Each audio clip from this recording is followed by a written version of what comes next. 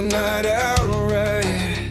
Panel at the table in that half-dead light. Miss Robin in the middle, calling every shot, directing and producing, till the story runs hot. 1-1 from the city, badge heavy on his chest, towing that law like a wicked chain, spitting facts, no rest. Crimes after dark, we close the night out right.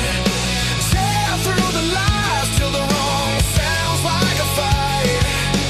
All of the answers buried so deep out of sight. We watch the threads unravel, we watch the threads ignite.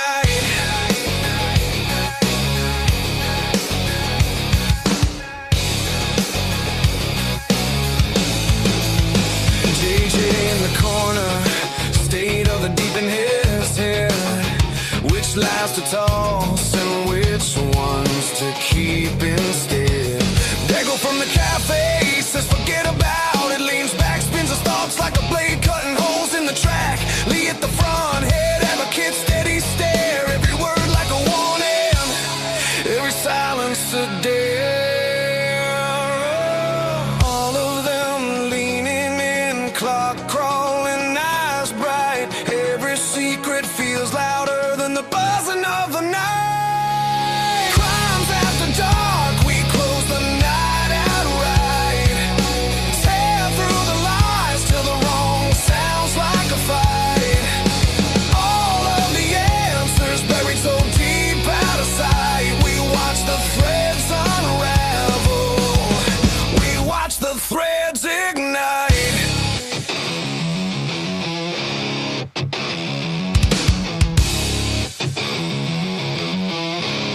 You can bury it in paper, you can lock it in a file, but the truth bleeds through, drip by drip, tile by tile. We're dragging it to daylight, name by name, line by line. If you wrote it in the shadows, we'll read it out this time. Yeah.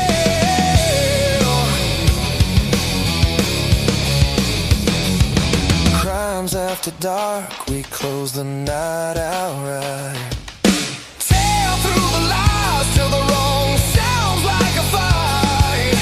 All of the answers buried so deep out of sight. We watch the threads unravel, we watch the threads ignite.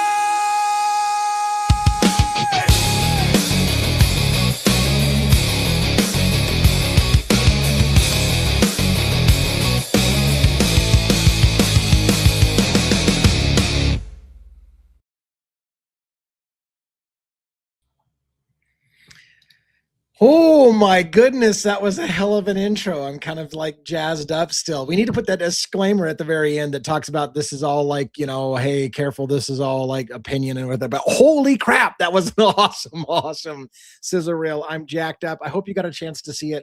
Not as many people got to see it as they should have. We will play it again. And by the way, for those who liked the old song, it's not going away.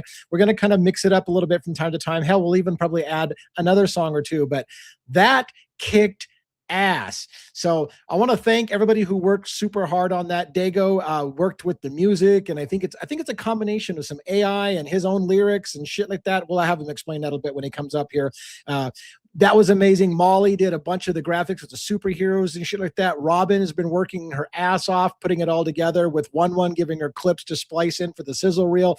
It has been a collective I want a big word, but I can't find a big word. It's been collectively badass. That's the word I got to use for it. So hope you enjoyed the song. It feels, I'm gonna show my age, but it feels a little bit like a Daughtry, Nickelback, Nine Inch Nails crossover shit. I love it. That it's just got a lot of badass beat into it. It speaks to people from our generation, for Dago and I, who are old men in the house. That just was beautiful. Brings tears to the eyes. All right, let's go ahead and bring our crew up on stage, get this thing kicked off quickly. We got some enormous things to talk about. I'm really excited about tonight. Let's get Logan up first. She's backstage. How you doing? Good. How are you? I'm good. You know, I feel a little bad for you because that song should have had your name in there. We did get your picture and your little superhero and your dog in there, but the song was made before you kind of started making a regular appearance on the show, and we had to kind of squeeze you in there. Hey, I just feel good being in it at all. It's awesome. Isn't it badass? Oh my gosh, that's so good. Such a great intro. I love it. So And your dog looks amazing, and the cat looks amazing. Oh, I had a police run-in today, actually. You had a police run-in? Tell me. I did. So there was a hit and run right in front of my house. So I'm going out to make sure everybody's okay. Honestly, I thought somebody hit a dog, and that's why I flew outside. Then I realized it was just people. And then I was like, well, shit, now I got to pretend like I care. So I walk over to make sure everything's okay. And the girl who hit the dude takes off. Wow. So I'm like, now there's a hit and run. And of course, I'm the only person who's like thinking to get the license plate. So I'm the only one who gets the license plate. So then I have to stay. And the cop immediately asked me for my first, middle, last, date of birth, where I work, phone number, address. I'm like, hold on. You're like, I just saw something. I don't need to be on the perp list. Yeah. But that was my police run-in today. Wow, we're so alike. I would have had much the same reaction. Like, oh no, not an animal. Oh, it's just a human. Why didn't you tell me it was just a person that got hit? Like, all right, whatever. Like, oh, these people have 2 legs. Never mind. Yeah. I get it. Wow, And believe me, if you read the book Framed, you're not necessarily wanting to be the person who's the good Samaritan calling in a tip, because sometimes that makes you the suspect because you're the one that was closest to the crime scene, and they need somebody. Oh, yep, I know all about that. Sad. Well, anyways, thanks for sharing your story. I'm glad you liked the sizzle reel, despite the fact that your name wasn't in the next one. If you're still with us, and I don't know why you wouldn't be, but if you are, you'll be in the next one. I'm sure we'll get you in there. Sure. Yeah. Still, all right. Excellent. Dago, what's up? Thanks for the music, bro. Tell us about that music. Frozen so good. Frozen host, so good. Forget about it. It's a fugazi. I'm already working on. I've been working on a song with Logan in it. So nice. The music, of course, and the arrangement and all that is AI. I didn't have a band set up here behind me running that whole thing, although as much as I would love to do that. But sure. Actually, we pulled out a couple guitars, and actually we were working on different riffs for it. And then my son, because he's a musician too, it was like, I like this, Dad, so on and so forth. So I went in with the type of riff that we wanted to use on. I used they were tuned down to drop D guitars, heavy bass, drums, all that. The lyrics I wrote completely by hand. Those were all my lyrics, absolutely all of them. So, but the rest of it, unfortunately, is AI. But at the same time, I think it turned out badass. I was playing the drums back there behind the scenes while I was playing. So, and look, like this is the way things are. Like artistry is changing because it's gonna be a blend of the artist and the AI working together. And you did more than I even thought. Like you gave it, right? You gave it a lick, you gave it a line, some kind of thing that you recorded, and then said, use this as the basis to create a song, right? So, and it may have overlaid drums and all kinds of stuff that you didn't even think about, but it was a collaborative effort. And your lyrics and all that stuff. I write every song that I put out, because I have a lot of different ones that I put out for pre-entertainment before I go live. I write all the lyrics to it. Every one of them, I write every lyric out. And I hate to say this and bring up anything bad, and it's so weird to me, you guys. I'm a spiritual person. I'm not super duper religious or anything weird like that. Not that there's anything wrong with that, but when Tommy Jude died, it was a bad loss for the community. Okay, but it's weird. I've told this story before. The day after he passed away, I pulled a notebook out for whatever reason, and I started writing songs again for the first time in 25 years. Okay? Oh, wow. It was crazy, bro. I'm telling you. And I've been doing it because I wrote a song in tribute to him. And from that point forward, I just started playing with this. Mama Bear sent me this program, Suno, and it's amazing. And I started messing with that, and I started doing all these. I got like 3 notebooks full of lyrics of different songs I'm writing. So I could write a song for every. Actually, I have 3 songs that have Bronx in it already that I wrote. True Crime Warriors and stuff like that I've been playing through my channel before. So, wow. Oh my gosh.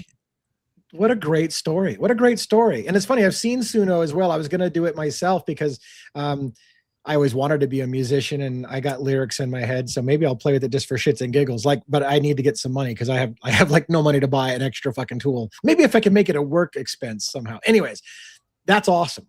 And I love the story that went along with it. So thanks for sharing that. In the interest of time, let's get the rest of our panel up so that one can get little man off to bed and all those good stuff at that. And then we'll continue on as a group, and we got lots to talk about tonight. So let's get Robin up. Robin, how you doing? Hello, I'm well, thank you. Hello. Let's see if the StreamYard hates you tonight and cuts off your volume in the middle of your talking. Again? I said, let's see if it hates you tonight. Oh, I thought you said it did it. No. Don't scare me like that. She's freaking out for no reason already. I know. I'm like, sorry. Now I've got your own personal Jesus in my head right now. Reach out and touch me. All right, sorry. Thanks, Tomboy.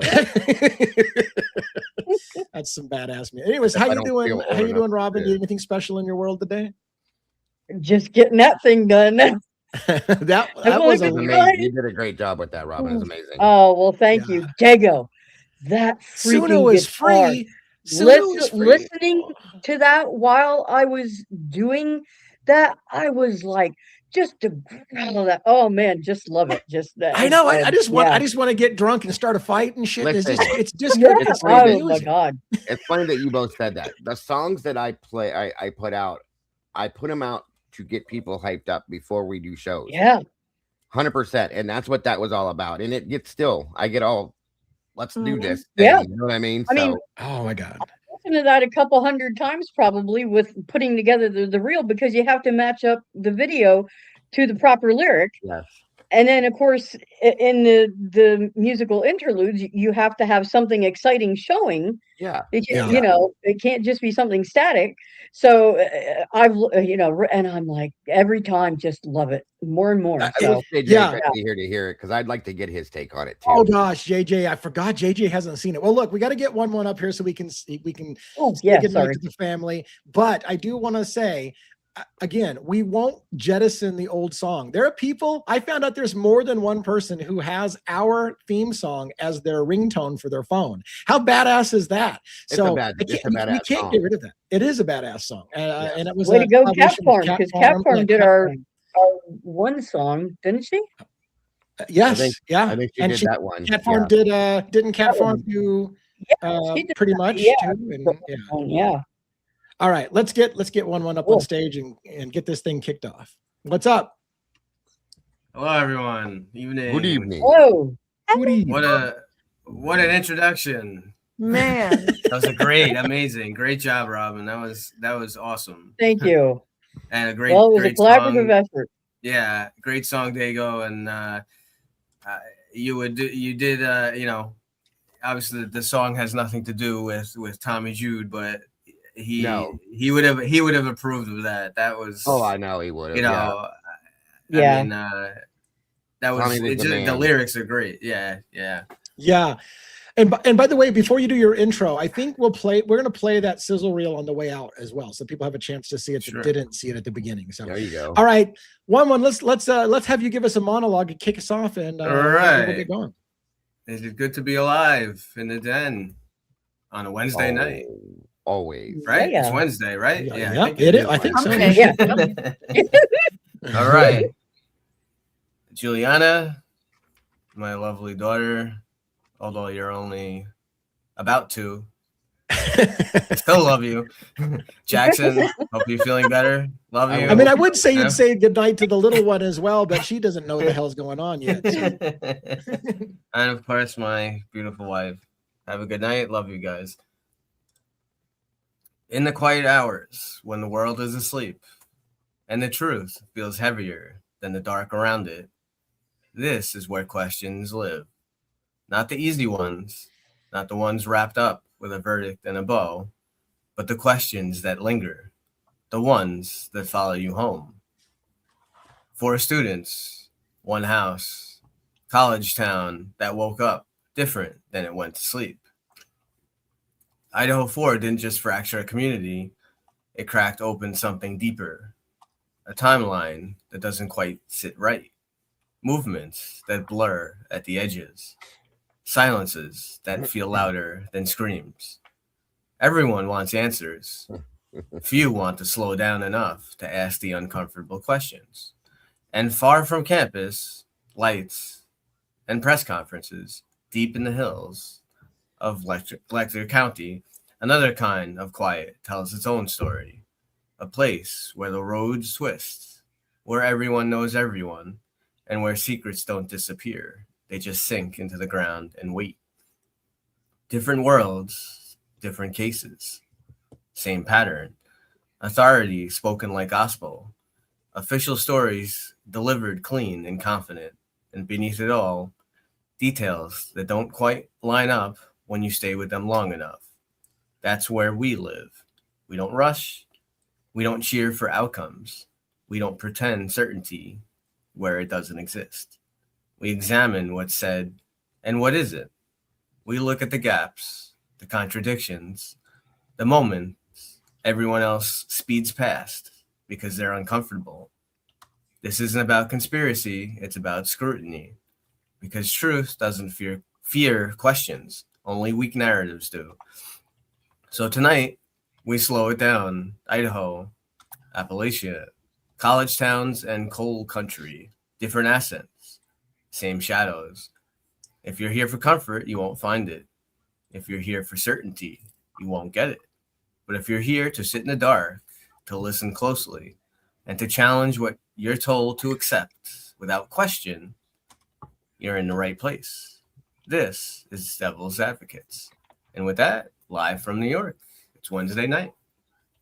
Woohoo! Here we go. All righty now. You know, I want to say real quick before I'll shut up after this. But I noticed the fact that Robin did what she did, and Molly did what she did, and I did what I did, and won. It shows me that we've all blended together so comfortably now that and it just makes a point right there, folks. It shows that, in my opinion. So I'm super happy about that too. I just want to put it out there.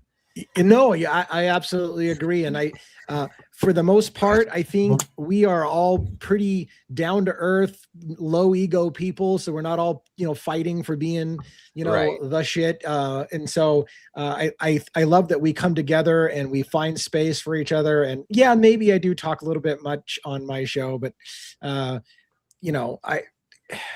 try to make room for all of you. I respect all of you, and that's why you're here.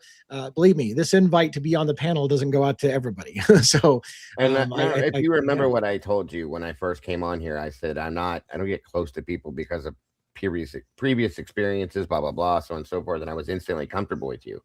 Yeah, Logan, I'm sorry to say, but it's another situation like that. It's just one of it is. I guess I'm not sorry to say, but it's weird. You're sorry to say. I don't mean it that way. I'm really sorry to say that I kind of like her, damn it. But, I mean, other than the fact that she thought my chest cold was in my testicles, that's the only issue over that. It is what it is at that point. I'm just saying I was comfortable with her like I was with you, and it's rare for me for that to work out that way. So I'm grateful for that. That's what I should have said. Sorry. Yeah. Oh yeah. I'm sure. Yeah. That it came out all wrong, like the testicle thing. And but that's how I knew she was our people as well. Yes. I still sometimes want to slap Logan though when she says the word unalive. I'm like, stop it! Stop that shit! There's no unaliving on this channel. No unaliving. It's just a habit now. It's annoying as heck. No pew-pews, no unaliving. Murder. No pew-pews and no blood fluid. We got blood on this channel. We got chaos. We got death and murder. And we say it real. We say it live.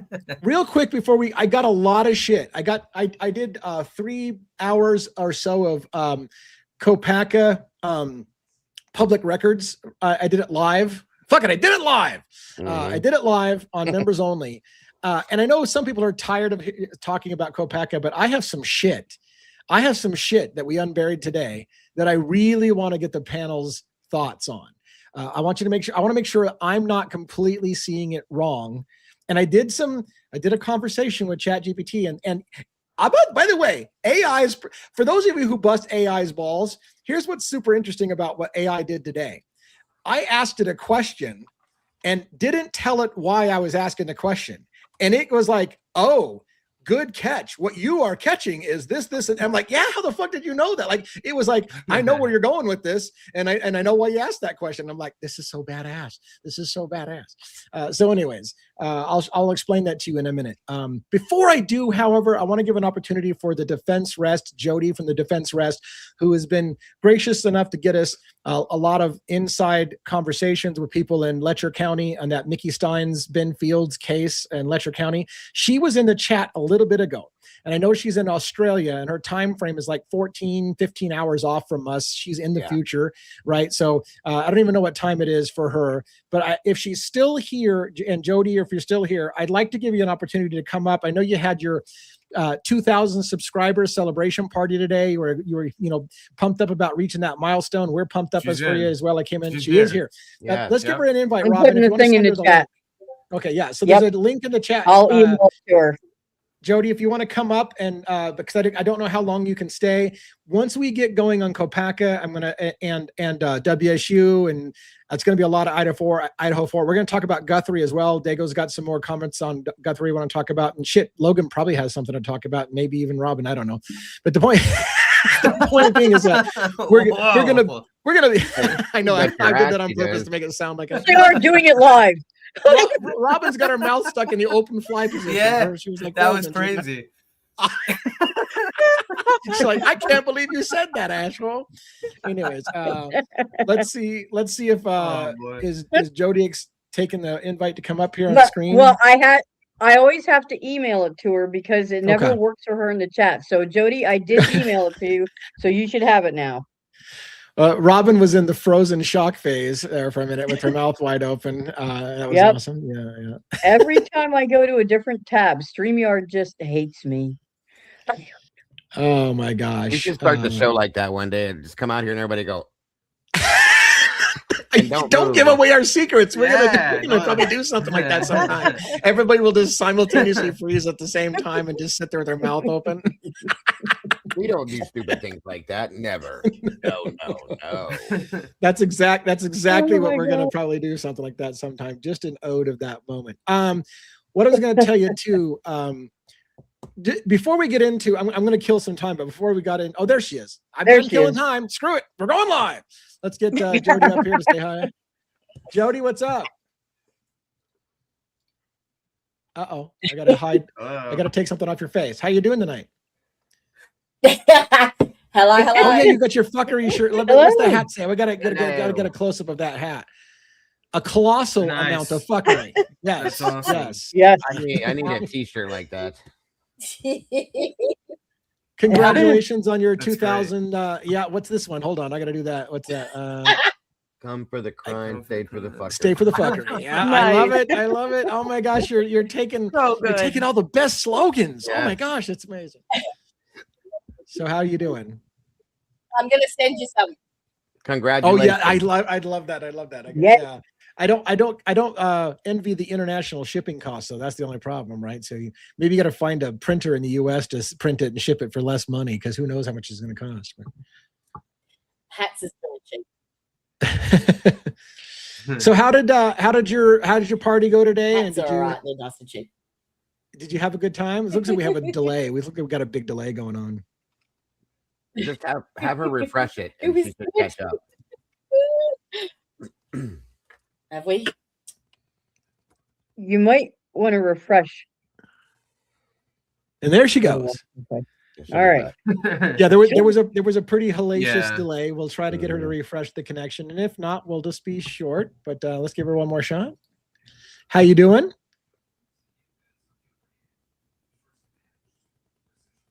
Oh, it's worse.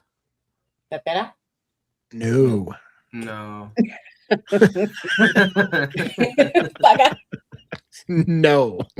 Worse. All right, here's what we're gonna do. Say hello to you at the end of the show. I'm gonna say a little bit, and we're all gonna be quiet, waiting for her to get it on delay. So, Jody, this isn't going to be conversational. When you hear this, you have the floor. Tell us how things went today with your show, and anything you want to share with us, because it's not going to be conversational with the delay. But go ahead and take this time to say what you want to say, and then we'll remove you from stage.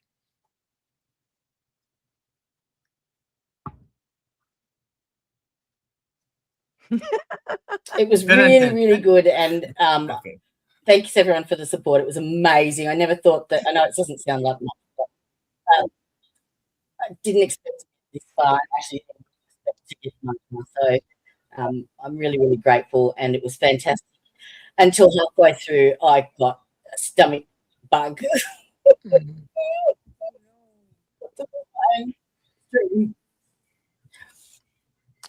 Well, I'm sorry to hear that you got a stomach bug. Thank you. I'm sorry to hear that you got a stomach bug. And like I said, I'm gonna remove her from screen because the delay is so bad. Hopefully she hears this and she understands. But the delay was pretty bad. It'll be hard to do the conversation. We'll keep stepping on each other. So, Jody, sorry to hear about the stomach issues. Glad that things went well for you today. We were watching some of the story. I know some of us jumped in and out at different times yesterday and today and caught some of the long stream. So, and we're on it. Jody and I, in fact, still have to talk about the phone call I had with John Ray in New York. She heard me talking about that phone call last night when I put everybody on hold and went without me being on the show, but we haven't had a chance to talk about that phone call. So I want to share with her what happened on that phone call. All right. Congrats, Jody, on 2K. That's amazing and awesome. And it's great. Can't wait to watch you keep growing and growing and growing. So great job. It's work. It's work, guys, putting in the time for the channel. I don't know what all of your experiences have been, but it's a lot of work to do these channels. Yes. So here's the thing. I've got big Kopaka stuff. Do we want to start with something lighter? Because I feel like once we get into Idaho, we may be in Idaho for the rest of the night. Do you want to start with some Guthrie stuff? Do you want to start with? Yeah. Let's start with Guthrie. Okay. Go for it, Logan. Oh, I just wanted to hear you guys talk about. No, I'm just kidding. No, I thought you had something. I was like, let's hear it. So I have a question, and this might be a really, really stupid question, actually. My question is, how come here I go with Idaho. How come in the Idaho case, it took them, a couple of days to get Brian Koberger's DNA with IgG and all that going? Why are we waiting weeks and weeks for the Guthrie case for the same thing? That's a great question. I asked that today. And yes, because here's the thing, you guys. I don't know if you caught this, Logan, but I said at the start of my show, I said, I have a feeling we're going to hear Othram's name in this case. I feel like they're going to go to Othram. I'll be damned if they didn't say that they had contacted Othram. They were on the phone with them, and I'm like, you've got to be kidding me. So, oh wow, yeah, it's sickening. It's sickening to me that Othram. I feel like Othram called the show, and I almost feel like they already had their DNA there too. But they said that Brian Koberger, they had that. Would they send it off and they had it back within not even 24 full hours? Was it or something like that? Isn't that how they stated it? Originally, let me summarize that in a minute, because I was going to talk about the fuckery and the lies and the Othram story, but so I don't know how fast they got it. I'll tell you why. I can lay it out in a minute. But yeah, but that's her question is like one of my main questions. Like, we shouldn't be. They made a statement where they said that that the sheriff sent it off to Florida, and I'm starting to wonder if that's true too. But anyway, and they sent it back and said it had to be tested through the state first. I've never heard that. I looked it up. I can't find that, but whatever.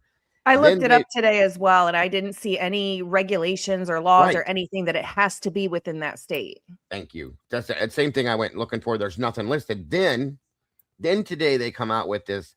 Well, we've contacted. They were on the phone with Othram, and I went, you got to be kidding me.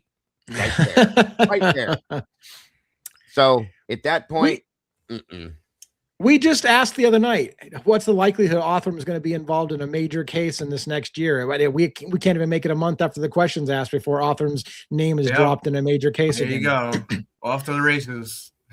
I'm telling you, I feel like that, and I hope I'm wrong. I'll say that first, but I feel like there's kickbacks coming out to people that go with Othram now to get them up on the pedestal to be the first out there. Okay.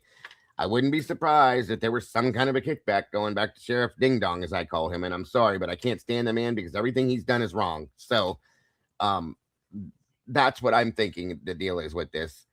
I can't give an answer, and I would love to find an answer as to why this is taking so long for this DNA stuff, but it shouldn't. And here's the thing. If the sheriff, I'll be polite, if the sheriff would have done what he should have done and handed this off to the FBI when he was supposed to, this would be solved already, in my opinion, but it's not. So it's a bunch of games.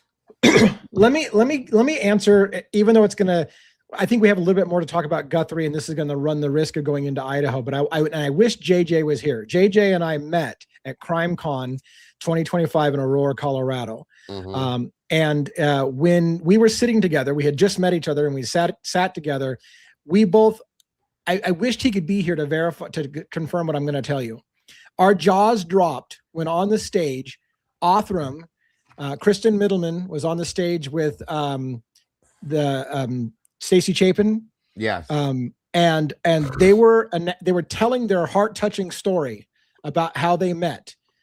And they told a story on stage about how the Middlemans from Othram were in a chance meeting of parents who lost kids in crimes, in which Stacey Chapin was there and giving her story.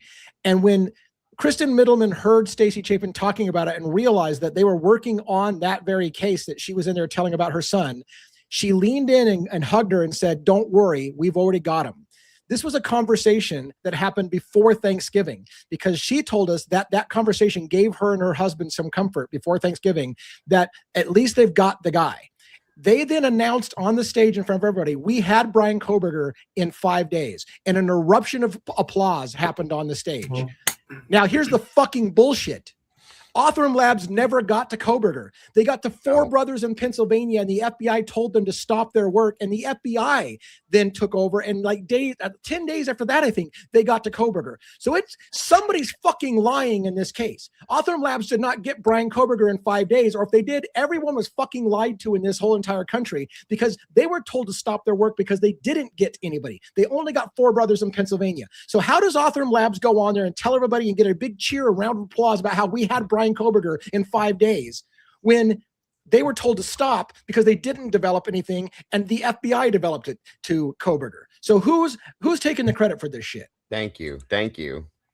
Absolutely. Don't forget, real quick, guys, that the local labs within Idaho took that DNA and got nothing out of it, and then it goes off to Othram, and then all of a sudden, Kerplooey, we got something, supposedly, according to them, but that's not how that worked at all. He's absolutely right, and it's a bunch of bullshit. I'm sorry. It makes me furious because, again, now that there's a guilty plea, they can say whatever they want and change the story, and nobody can hold anybody accountable. They can just lie about everything now. Oh, yeah, he was stalking the girls. Oh, yeah, he was doing this. Who's going to say anything? It's already over. He pled guilty. So now you can just make up whatever story you want. That's it right there. I believe that, too. I'm 100% with Lena on that. Right. Othram was working on it, and then they stopped, and I believe the FBI still went back. I still think they used Othram Lab, which is the super fuckery in this whole thing. It's unbelievable. All right, tell us a little bit more. Dago, you were talking about, you showed that amazing video the other night with the transformation on the ski mask face to oh shit, I remember what was Elaine? What's his name? Luke.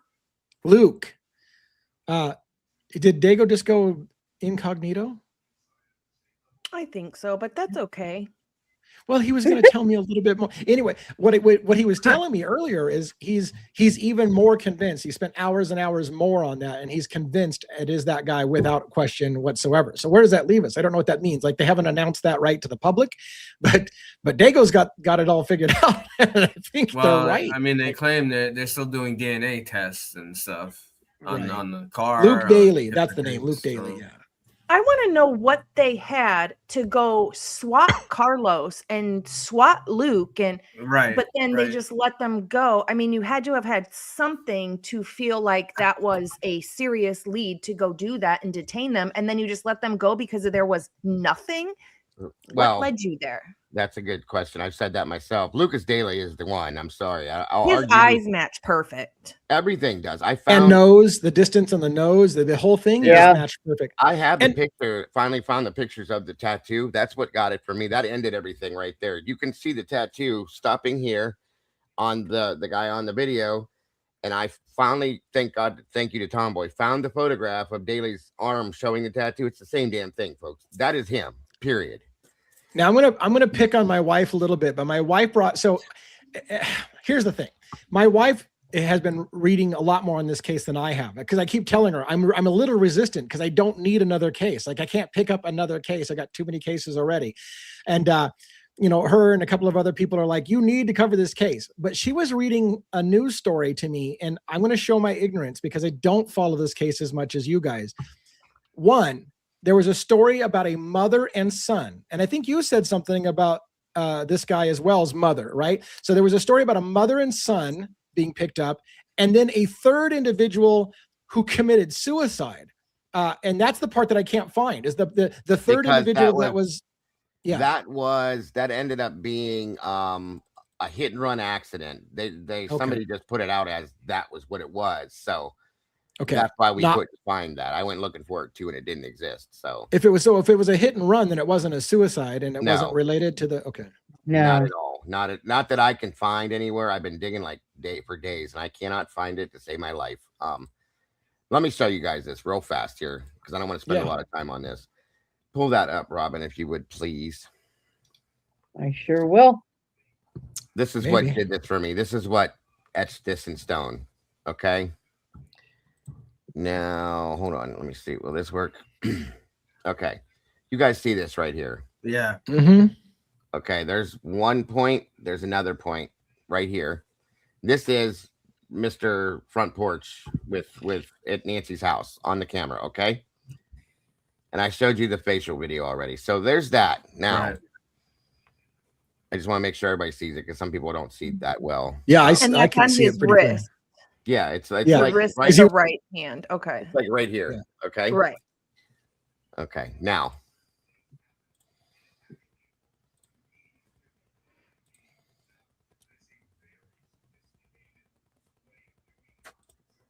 Zoom, bitch, get out the way. Do you see this? Uh-huh. Yeah, but that doesn't go down as far, does it? No, it doesn't go down right all the way to the. Let me finish. Turn your on. Oh, okay. Mine does this too. I was doing this today like an idiot, going back and forth, but it looks, first off, the camera angle with that camera, the way his hand is, we know that those lenses, it's not right on. It's not exact. Okay. But that there and that there, if you were to turn his arm straight, it changes the, let me see if I can do this. The angle of incident. It changes the distance of it. It goes up and down a little bit. It's weird, but can you zoom in a little closer on the lettering or no? Yeah, it's hard to. It's written in a different language, I think. Yeah, hold on. Let me try. And is there any way to put them side by side? I don't know how to do that. I can give these photos to somebody and you can try that, but I don't know how. But I'm looking. If his hand were straightened out, this would drop down just a little bit more, in my opinion. Also, I'm looking at that bracelet, and I was thinking the same thing. Yeah, the other one looks like it's closer to. Well, let me go to that one next. Yeah. Again, hold on, because other people pointed that out to me too. 1 minute. And again, I feel like the way we're looking at this, the camera's kind of looking down at this. Okay. And it's just a completely different type of lens. To me, we can't really tell because of the zooming, but his wrist should be I see. Right there. I see what you're saying. Okay, and it's there is a gap. Yeah, I see it. There is a space. Yeah, I see it. I see it does exactly look what like you mean. we're looking down his sleeve, kind of too. Yeah. That's what I was trying to explain earlier, and people they finally got it, but I'm telling you, I get this weird feeling, but I have this. That's him. That is him. And I know you guys saw this already. Yeah, the blending of those faces is a huge clincher. That I had people like falling over on that, but I gotta show you something else too. That Molly did, because Molly's awesome. But this here, come on, you damn it. I'm waiting for you to make a mistake and show some adult stuff on TV. Oh, you're not going to get that here. I'm boring, guys. I'm boring as hell. My apologies for it, though. There we go. My apologies. 1 minute. Between the tattoo. Son of a bitch, start working. There we go. Do we know if this guy has any kind of criminal history? He has nothing but a criminal history, Robin. Oh. Multiple. Pull that back up if you don't mind, real quick. Drugs, guns, everything. Yeah, the dude is okay. Like he's bad. It's bad. That and this, I can't. It's got to be him on the front porch, as far as I'm concerned. Yeah. But here's the thing. Everybody said that his DNA probably isn't CODIS. So all that tells me is that the DNA that they found inside the house did not belong to this guy. Yeah. Very simply, that's all it means to me. Right. So he may have been outside the house only, and Yeah. Right. Or he just Maybe he never went in the house. Yeah, because there's multiple people that are saying are involved in this at this point. And whoever's DNA they got, it just means that they were never in trouble. That's all. Yeah. So between this crazy shit and those two things, I can't get past it, you guys. It's him as far as I'm concerned. The nose, the eyes, the eyebrow line. Yeah. And here's the thing. I'll say this right now. I'll eat a full-bodied crow, folks, if I'm wrong, but you're gonna have to show me some real deal proof that it's somebody else besides him. Is all I'm saying. Too bad we couldn't see his ears too, because the ears would would also get. But I mean that to me, I mean there's enough. Right. They're flattened out. So yeah. Right.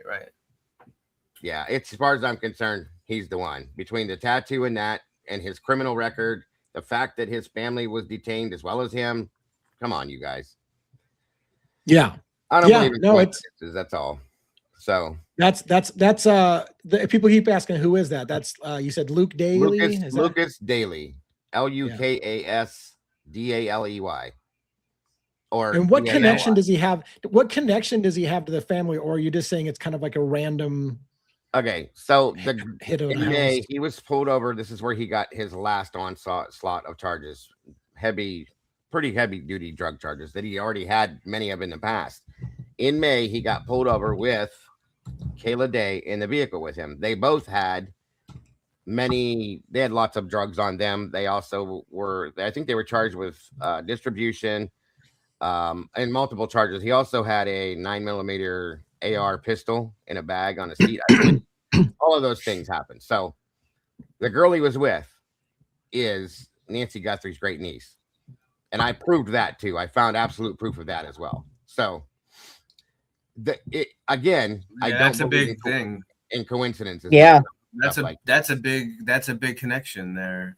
Absolutely. And like I said, people were like, no, they're not related. I have proof now. Absolute proof. Because where'd it go? Where the hell did it go? There it is. For everyone saying that Kayla Day is not related to Nancy Guthrie, and Pritchard Hansen is Savannah Guthrie's late aunt. Her late father's sister. Savannah's dad died when she was 16. We know that. Anne had a daughter named Terry Stauffer. Terry had a daughter named Kayla Day. Not related to Nancy by blood, but by marriage. There you go. Interesting. We got a gift from someone. Lenny Mo. Seven. Looks like there's something more under his watch. Yeah, I noticed that. Yeah. I'm telling you though, that blended picture is a that's enough for me, but that's a huge kind of iced it, you know. Yeah. And so what did they? They had him detained and they let him go already. They had him detained, all three of them, and there was another guy that's involved possibly as well with this. And here's the thing: there's a link found that him, Zachary Jahoub, and the guy that this Kayla is legally married to. So I don't think these are boyfriend girlfriend. I think they're just friends per se. Her husband, this guy, and this Zachary Jahoub guy, they all have a connection to this M&A Motors, this car dealership, which is where the Range Rover came from. And that dealership leads back to the Russian mob. Wow. Yeah. I wonder if that business is part of like laundering money and things like that. Yes, ma'am. I absolutely believe that. Yes, ma'am. Yeah. So There's something. There we go. The One details nation are under one nation under blackmail. All roads lead to the mafia.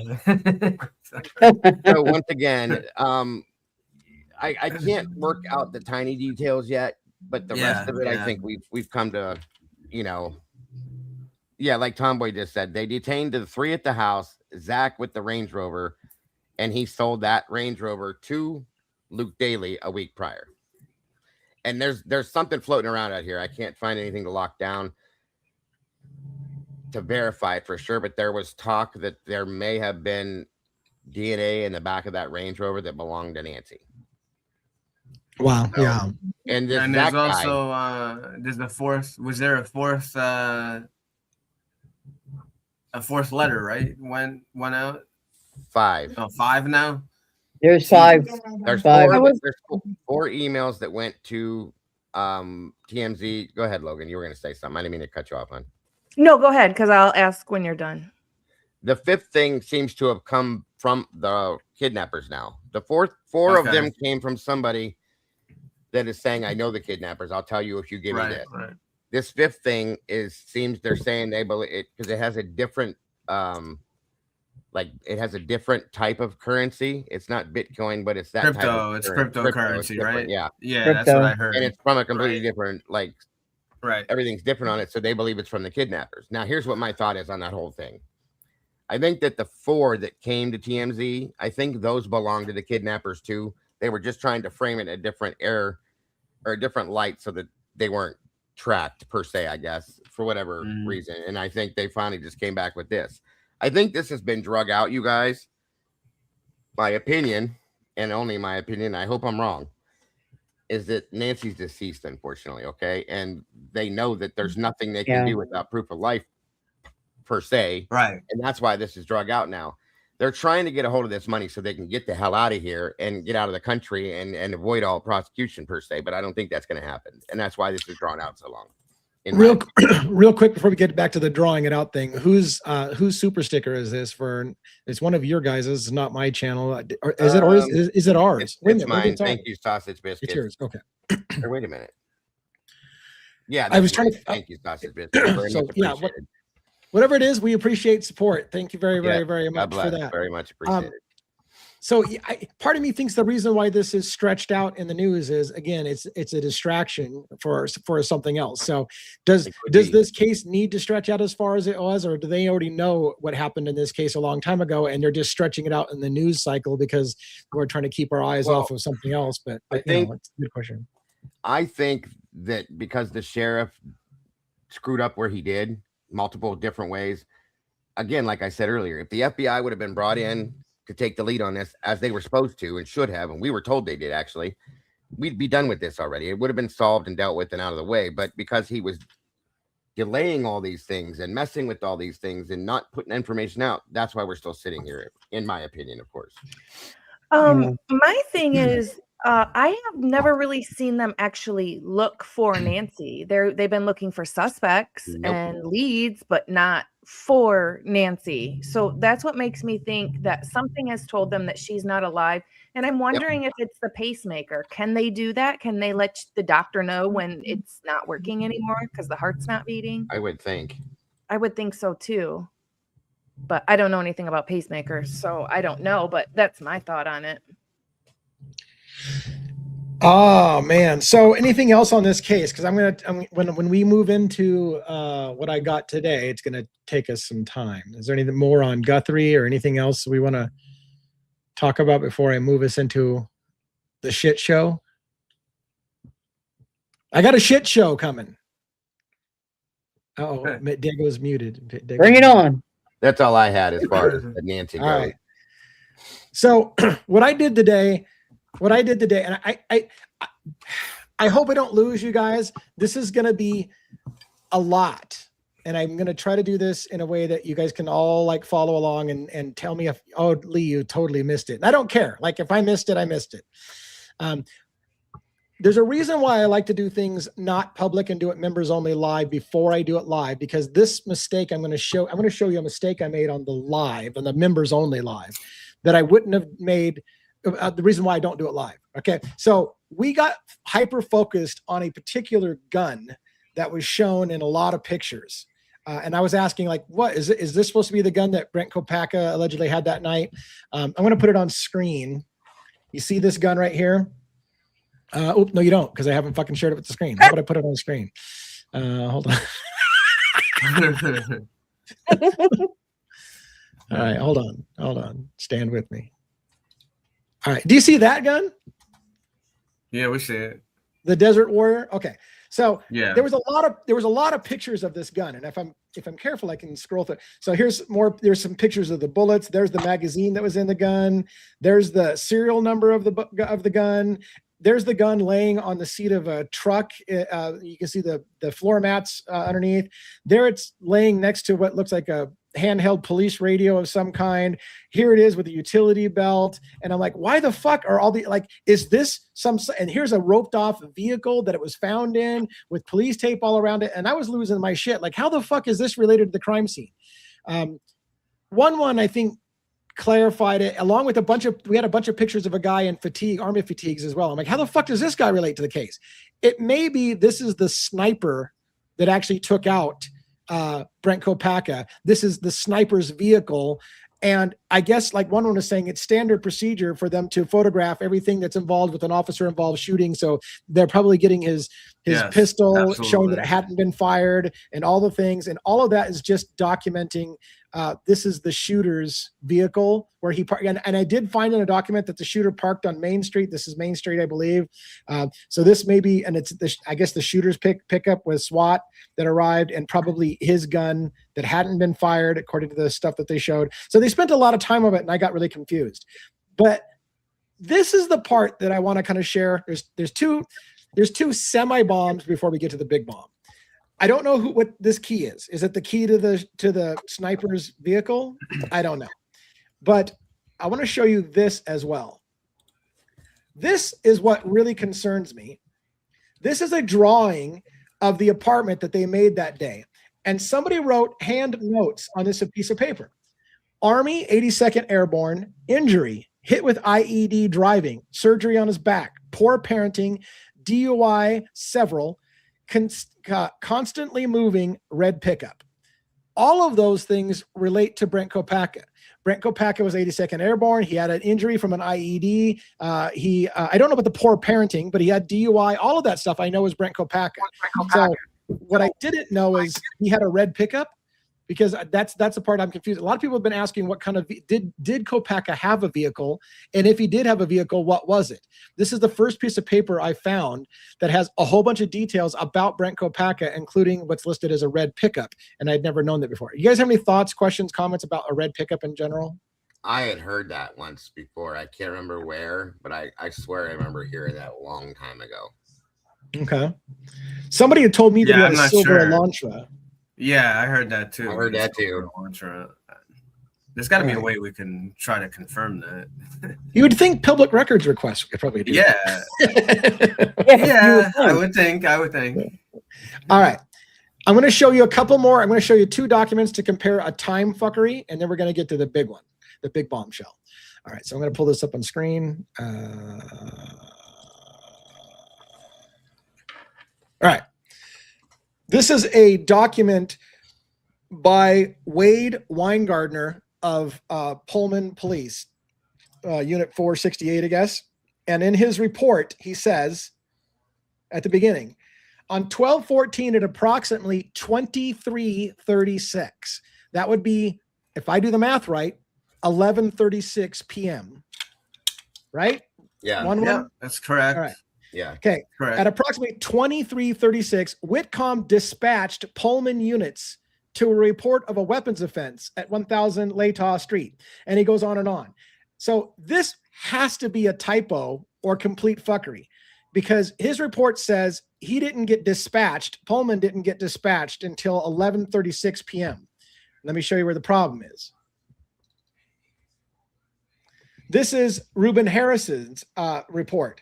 On 12/14 at 20:40, which is 8:40 p.m., Officer Weingardner was with him at 8:40 p.m. Officer Wade Weingarter said he didn't get dispatched until 11:40 p.m. So it could be a typo. Maybe it's a no, never mind. But there's like a 3-hour discrepancy between when Wade Weingarter says he was dispatched and when Reuben Harris says that him and Wade were actually on scene. And when you read their reports in detail, they talk about the same exact things.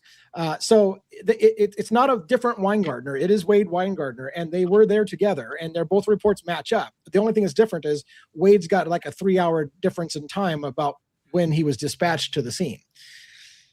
And I only bring that up because when we were watching all the body cam footage, we were having like, there seems to be a problem with the time. Like this could have happened hours ago. And so just keep that in mind as a oddity, not the big bombshell. This is going to be the big bombshell. And I'm going to break it down in detail after you see this.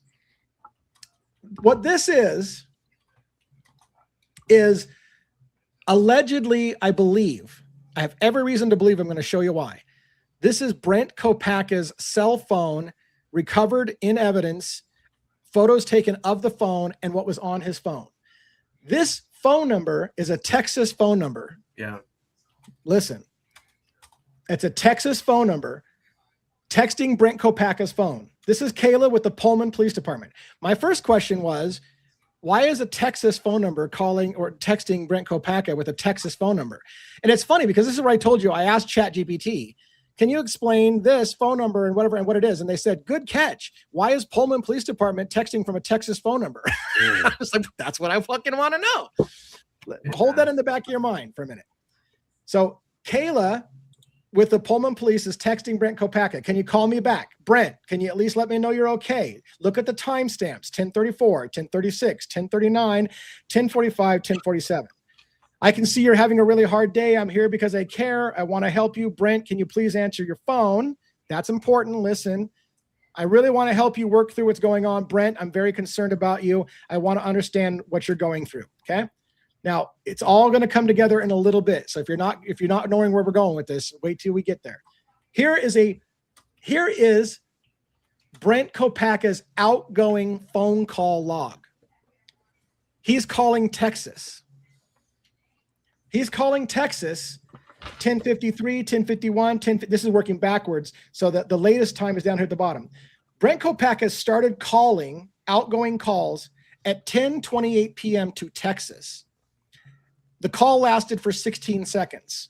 And then a dropped call of 2 seconds at 10:30, 10:32, 10:35, a 6-second call at 10:37, 10:46 seconds, 10:43, 4 seconds, 10:45, 4 seconds, 10:47, 6 seconds, 10:50, 4 seconds, 10:51, 6 seconds, 10:53, 4 seconds. Brent Kopacka's phone is calling the number in Texas over and over again before Kayla ever texts him and says, Brent, can you answer the phone? Keep listening. This is going to get crazy. Brent Kopacka's phone also called a number in Idaho, 208-618-115 at 10:30, twice. 10:30 for 4 seconds, 10:31 for 2 seconds and 4 seconds, called Idaho. Brent Kopacka also called a number in Pullman, Washington at 10:32. Brent Kopacka was frantically placing calls to 3 different numbers, Texas, Idaho, and Pullman, during the standoff. Now listen, they told us, Brent Kopacka said, I don't have cell service. So I started to ask ChatGPT, what the fuckery is going on here? So let me move this for a second. And you will be surprised at what I worked out as I continued to work with ChatGPT on what the fuckery. Let me pull this up. Give me a second. Of course, there it is. Okay. And let's go back to here. And let's add this to stage. All right. This is a ChatGPT session. You can see I've loaded into the screenshots to ChatGPT. And I said, analyze these images and tell me what the phone numbers on the screenshot are. And is the phone number of the contact or the phone number that is being used to send messages? I'm just going to go through and show you some highlights. The key number in question is 430, area code 430-219-0919. By the way, that phone number in Texas is right along a major drug corridor from Texas across the Mexican border. That phone number is being placed to the it's a known FBI watched drug corridor from Texas, from Mexico through Texas. So the text message says it's Kayla with the Pullman police. The call log conclusion, the phone number owner is likely Brent Kopaka, is what they're talking about, and he was calling that number repeatedly. The big picture interpretation, a person naming themselves Kayla, claiming to be police, is texting with concern. There's an escalating tone of a welfare check and urgency. The recipient is not responding, followed by multiple outgoing attempts. Then we continue on. 430 is a Texas area code. It is located in Northeast Texas in the overlay of 903. It covers areas of Tyler, Longview, Texarkana, and Sherman. 430 is definitely a Texas area code. Given your focus on deep dive analysis, the sender claims to be Pullman police, but the number is a Texas area code. This does not automatically mean anything improper, but it could be a personal cell phone, Google Voice, or an off-duty phone. But it is a notable discrepancy worth highlighting. Let's continue. Confirmed individuals named Kayla. So I said, is there anybody that's with the Pullman police named Kayla? Well, there's a Kayla Stallnicker listed as a patrol officer with Pullman police. I don't know that a patrol officer would be calling and texting as the negotiator with Brent Kopaka on the thing, but that's one person that's listed. Another person is a Kayla Loop, who's a code enforcement officer, who used to work with corrections. So the corrections department, and then got moved to a record specialist in Pullman in 2021. So there's the only two Kaylas they know that potentially were that could be a Kayla. But again, the question becomes, why is she texting from Texas? I'm going to try to get to the punch here in a bit. The communication style is unusual according to ChatGPT. It's not a typical patrol officer type of communication. The phone number mismatch is a major red flag. Pullman PD should be in the 509 area code, but the number is a Texas phone number at 530. Possible explanations are it's a personal cell phone, Google Voice, maybe a third-party crisis outreach, or someone else using a name or a misattribution in evidence. Now, this suggests the recipient. So what I said was, Brent Kopaka said he didn't have cell phone coverage, but we see times on the phone calls, 16 seconds, 9 seconds, 4 seconds, 2 seconds. I said, if there was no cell service, would any of those calls, and they said no. If those calls indicate the phone has service, it just doesn't have good, reliable service, but it has service. So he told us he didn't have service. So the calls were not being successfully connected. Most of the calls are only a few seconds long. This typically means that they were immediately hung up, the call was rejected, voicemail, or it's not reached, or a connection failure. It's a huge detail.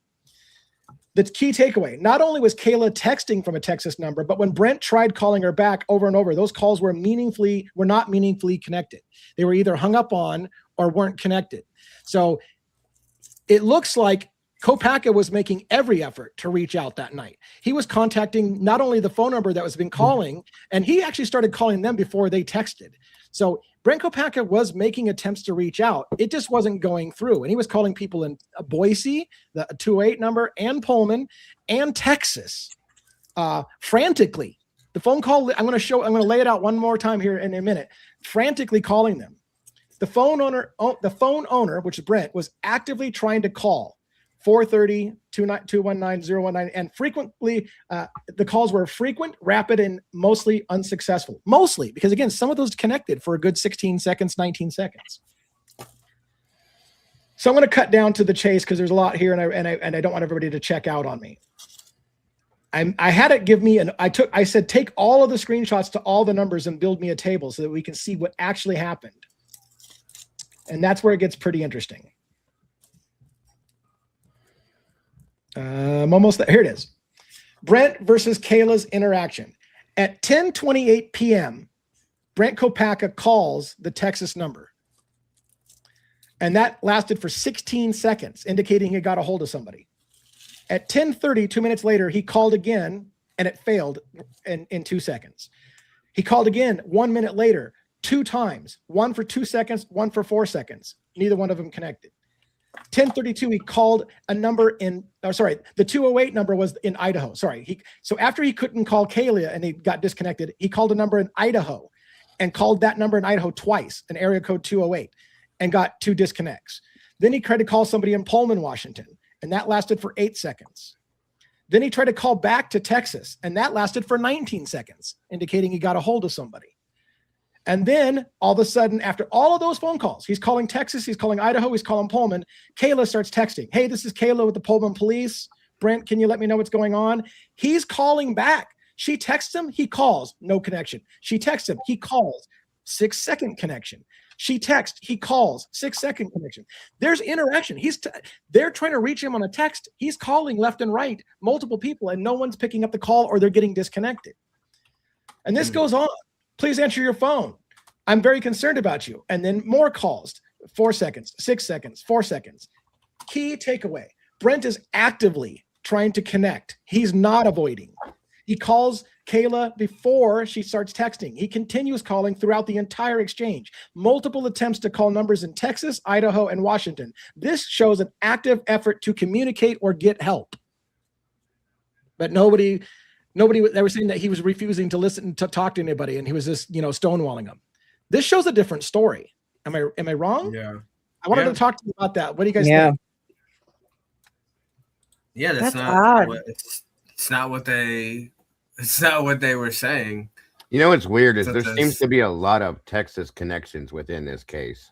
That's what I'm saying. There's a lot of Texas connections.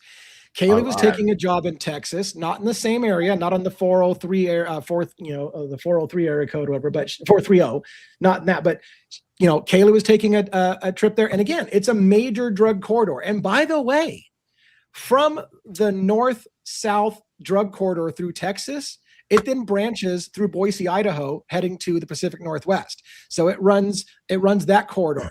And so there's a connection to Boise, Idaho, and drugs running from Mexico up through Boise, Idaho, and final destination being up in Washington State. So I'm not saying Brent was involved in the drug trade, and I'm not saying whatever, but the rumors out there in Idaho is this was a drug hit, a drug retaliation. Did Brent Kopacka reach out to somebody in the Texas area who happens to be in an area code that's right along the major drug corridor, running drugs from Mexico up through Texas and into Idaho and Washington State? Is there a connection that we should be looking at, or is this just creative fuckery and people with too much time in their hand? I don't know. It's just so weird. I mean, it's terrible. I mean, if he really was reaching out to people and no one was responding. And there's another thing that I pointed out. I'll show on screen just briefly. Now, maybe they didn't show us the screenshot, but there's no screenshots they provided showing any incoming phone calls from 430-219. So Kayla's texting saying, hey, I'm trying to reach you and you're not answering. But there's no screenshots they provided showing us that Texas tried to call him or that anybody tried to call him. All you see is outgoing phone calls. Maybe to prove that, maybe because they didn't want people to see that she really didn't try and call him. That's what I'm wondering. So I don't know. Maybe there's not much there, but all I can say is when I had the ChatGPT lay out the phone calls and say, put them in order, because again, each screenshot has different times, right? Put it in order. It kind of laid out a story. And the most interesting story is Brent Kopacka is frantically trying to place phone calls. He's frantically trying to place phone calls to Texas before the first text message comes in from Texas saying, hey, this is Kayla from Texas. So he reached out first, you know what I'm saying, to that number. And then after a while and again, the first call or second call, whatever, it lasted 19 seconds. Not long enough to have a conversation, but long enough to leave a voicemail perhaps or something like that. Did the first call go through and they're like, shit, don't answer that call anymore. and then, like your mind could run away with you on what's happening.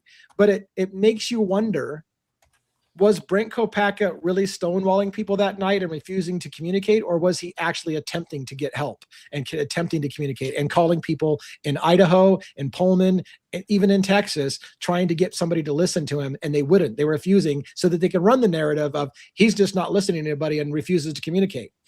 I don't know. Well, did they restore his phone? Is that how they're getting that from it? Or maybe I'm not, because there were rumors or whatever that it was wiped. They can pull that stuff. It wasn't rumor. They said it was wiped. His brother said when he picked it up. Yeah, Darren even his Duncan was best the friend, source of even his saying best friend. Great. factory wiped. Yeah. So then how are those logs still even on there? I mean, for them to even take pictures of, or did they take the pictures and then they wiped it? So Tomboy Charm, I don't know if they looked that up live while I showed it on screen, but they said that number comes back to the Latah County Sheriff's Office. But again, keep in mind, that's an outgoing call from Kopaka's phone to the Latah County Sheriff's Office. Was Kopaka a CI? Well, so let's think about this. Pullman, Washington, Pullman is not Latah County. So why is Brent Kopaka calling Latah County Sheriff's Office? Because he knew. I'm telling you, Chief Fry said that him and Kopaka had some kind of a relationship, good or bad. They knew each other quite well. So, but that's not the sheriff's department. That's Moscow City PD. Right. It's not even the sheriff's department, right? So who does he know in Latah County Sheriff? I mean, didn't he kind of move around a lot? Yeah. Could he have been a CI in one place, or and then in another, or he was calling them because that was his contact in the other place, and now he's got a new contact over here. Yeah. Yeah. He's supposedly linked. He's supposedly linked with like 10 different like houses and stuff. That's what Tommy Jude had showed like a whole thing on it. Right. But he was pretty much adamant that he was in, we still don't have 100% proof, so I'm not going to say that's, definitively, but he was saying that he was definitely involved with drugs. Not that necessarily he's one of the killers, but he was in either, maybe he was going to be, the original, he was going to be the patsy, he was going to be the original fall guy, or maybe whoever is involved with this, if it is some kind of drug hit, maybe they wanted Kopaka to be involved in it, and he didn't want to be involved in it. Right, and that takes me back to what. And again, maybe my mind is running away with me. That takes me back to something that I believe I heard Kopaka say in the standoff on body camera, and it was something to this effect: "I fucking hate you guys." Was he working with them and they fucking turned on him, and he's fucking, and they're like, "Oh, you're gonna fucking turn on me now? I fucking hate you guys. You guys have me work for you." And then like, it had that ring of like, "I fucking hate you guys. You guys fucking remember Lee, that one part we were listening to, and he said, "You guys really want to do this?" Yep. Yeah. You guys want to do this? Are you sure? Yeah. You sure. And then all that whatever went down, and I don't know. I'm still weirded out a little bit by the fact that his ex-girlfriend, I think I don't know how it's related, but his ex-girlfriend, a relative of hers of sorts, lived in the 1112 house at one point. So yeah, that's a little too close for me not to think something's weird with that. Yeah, that is odd. And I've heard people waffle back and forth on that, like that hasn't been confirmed, but that's out, like that rumor's been out there for a while. But I had a document that showed it, that the same last name, and then Tomboy was we were all looking at it one night, and we pulled the names together, and you feel good about it. Yeah. Oh, good. I mean, I could be wrong. People are wrong, but when you pulled up the documents, you know how you can look at a house and like who lived there, who didn't live there, and all that document stuff. It could be wrong, but it lined right up, and I was like, well, damn, that's wild. So the key takeaways I want to give you for just food for thought for those who still have questions about Kopaka. Maybe everybody's tired about talking about Kopaka, but for those who still have questions, I would say this. The narrative is they couldn't reach Brent Kopaka because his phone didn't have cell service. Mm-hmm. But according to ChatGPT, everything that the screenshots show, that phone had service, and he was making phone calls, and it was either being hung up on or they were disconnecting his calls, but it actually had cell service.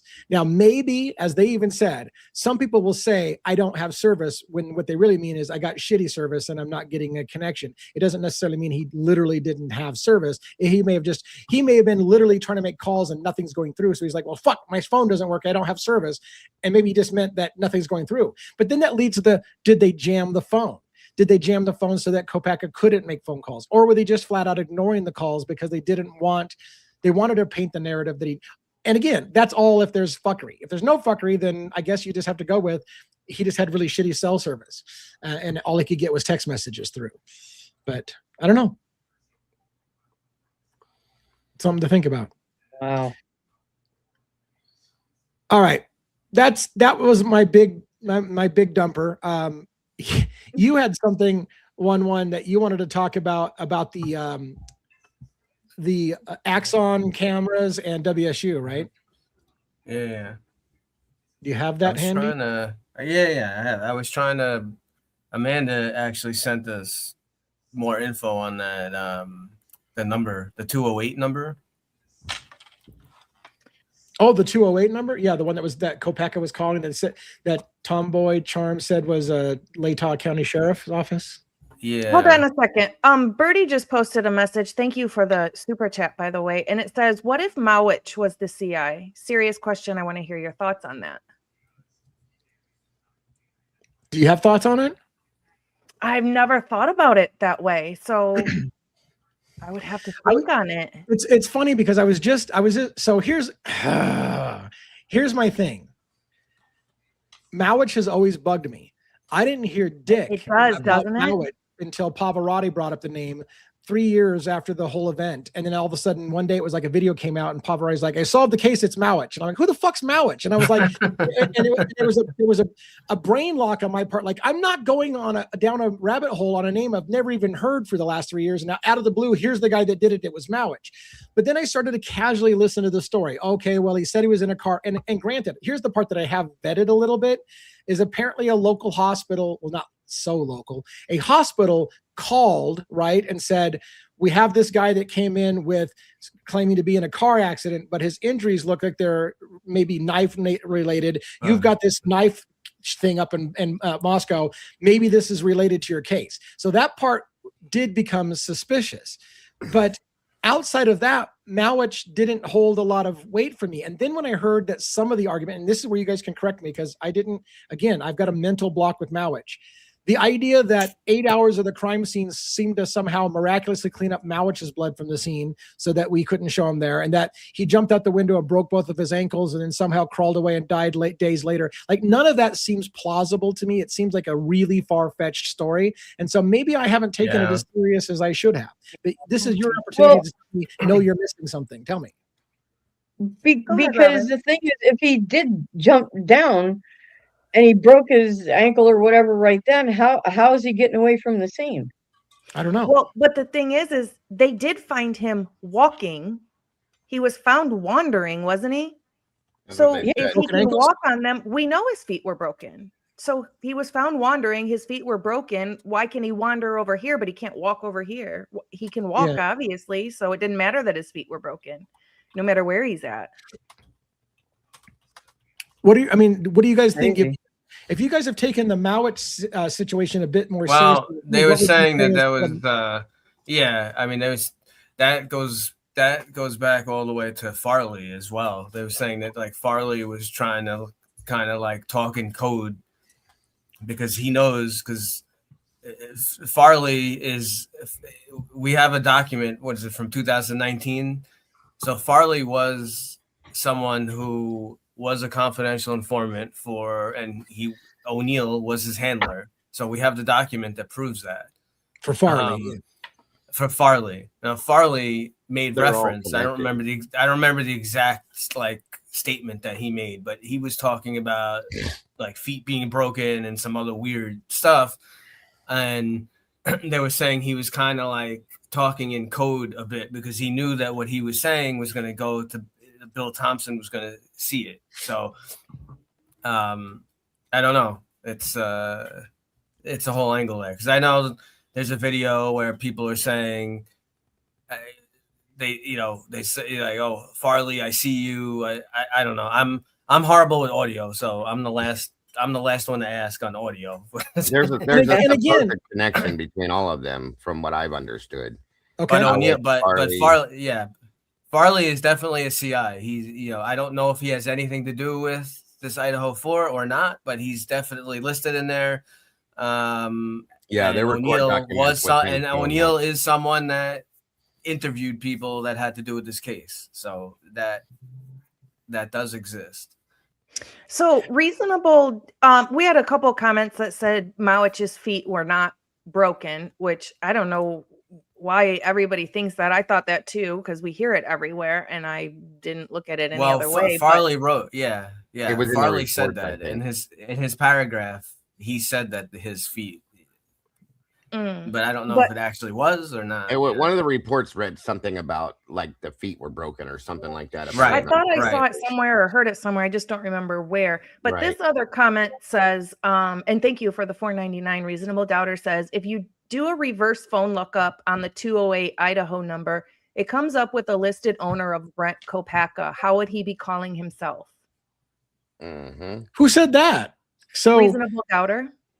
So I don't know if I have to pull up on the screen, but this is what Amanda I thought pulled up. The 208 number is Latah County Sheriff's Office, not Brent Kopacka, unless Brent Kopacka has a phone provided to him by the Latah County Sheriff's Office. I mean, is that getting crazy? Hold on. What is the number? I'm going to look at that number. Okay, so this is, I've got it the phone showed 208-618 1115. So that's the number I've got. That number is not the same number, unless it's a trunk line or something like that. So the number in the screenshot here is from the phone of Brent's phone was 208-618 1115. Anyways, the Kopacka, I mean the Mowich thing. So as far as I understand, Pavarotti's latest thing is he's doubling down on it was Mowich and probably Kopacka together. Is that right? Well, yeah, sure. He lists 4 people. He has four people. It's so he thinks Kopacka. It's Kopacka, Mowich, Braun, some woman named Braun. Janelle Braun. And yeah, and I don't remember who was I forget who the fourth. There was a couple. I think Tomboy knows them all. She was really fun. So apparently Braun is someone that was like friends with Molly, I think, or something. She lived close to that area too. Yeah. That's the blonde woman, if you guys saw the video, that was in the truck and took off from the police. At some point it was almost like who was it? Brett Payne escorted her out of town because he followed her so far and then he just turned off and let her go. It's like, okay. Yeah. Hey, that happened to me in Pullman or Moscow as well. They followed me so far until I got out of the range and then they broke off. Fast, like she was trying to get away. Okay. You weren't, but yeah. I was driving the speed limit like a motherfucker. I was not going to break any law. I don't know about Mowich though. I think there's some things that make me think it's possible, like some angles, but I haven't really dug into Mowich super deep.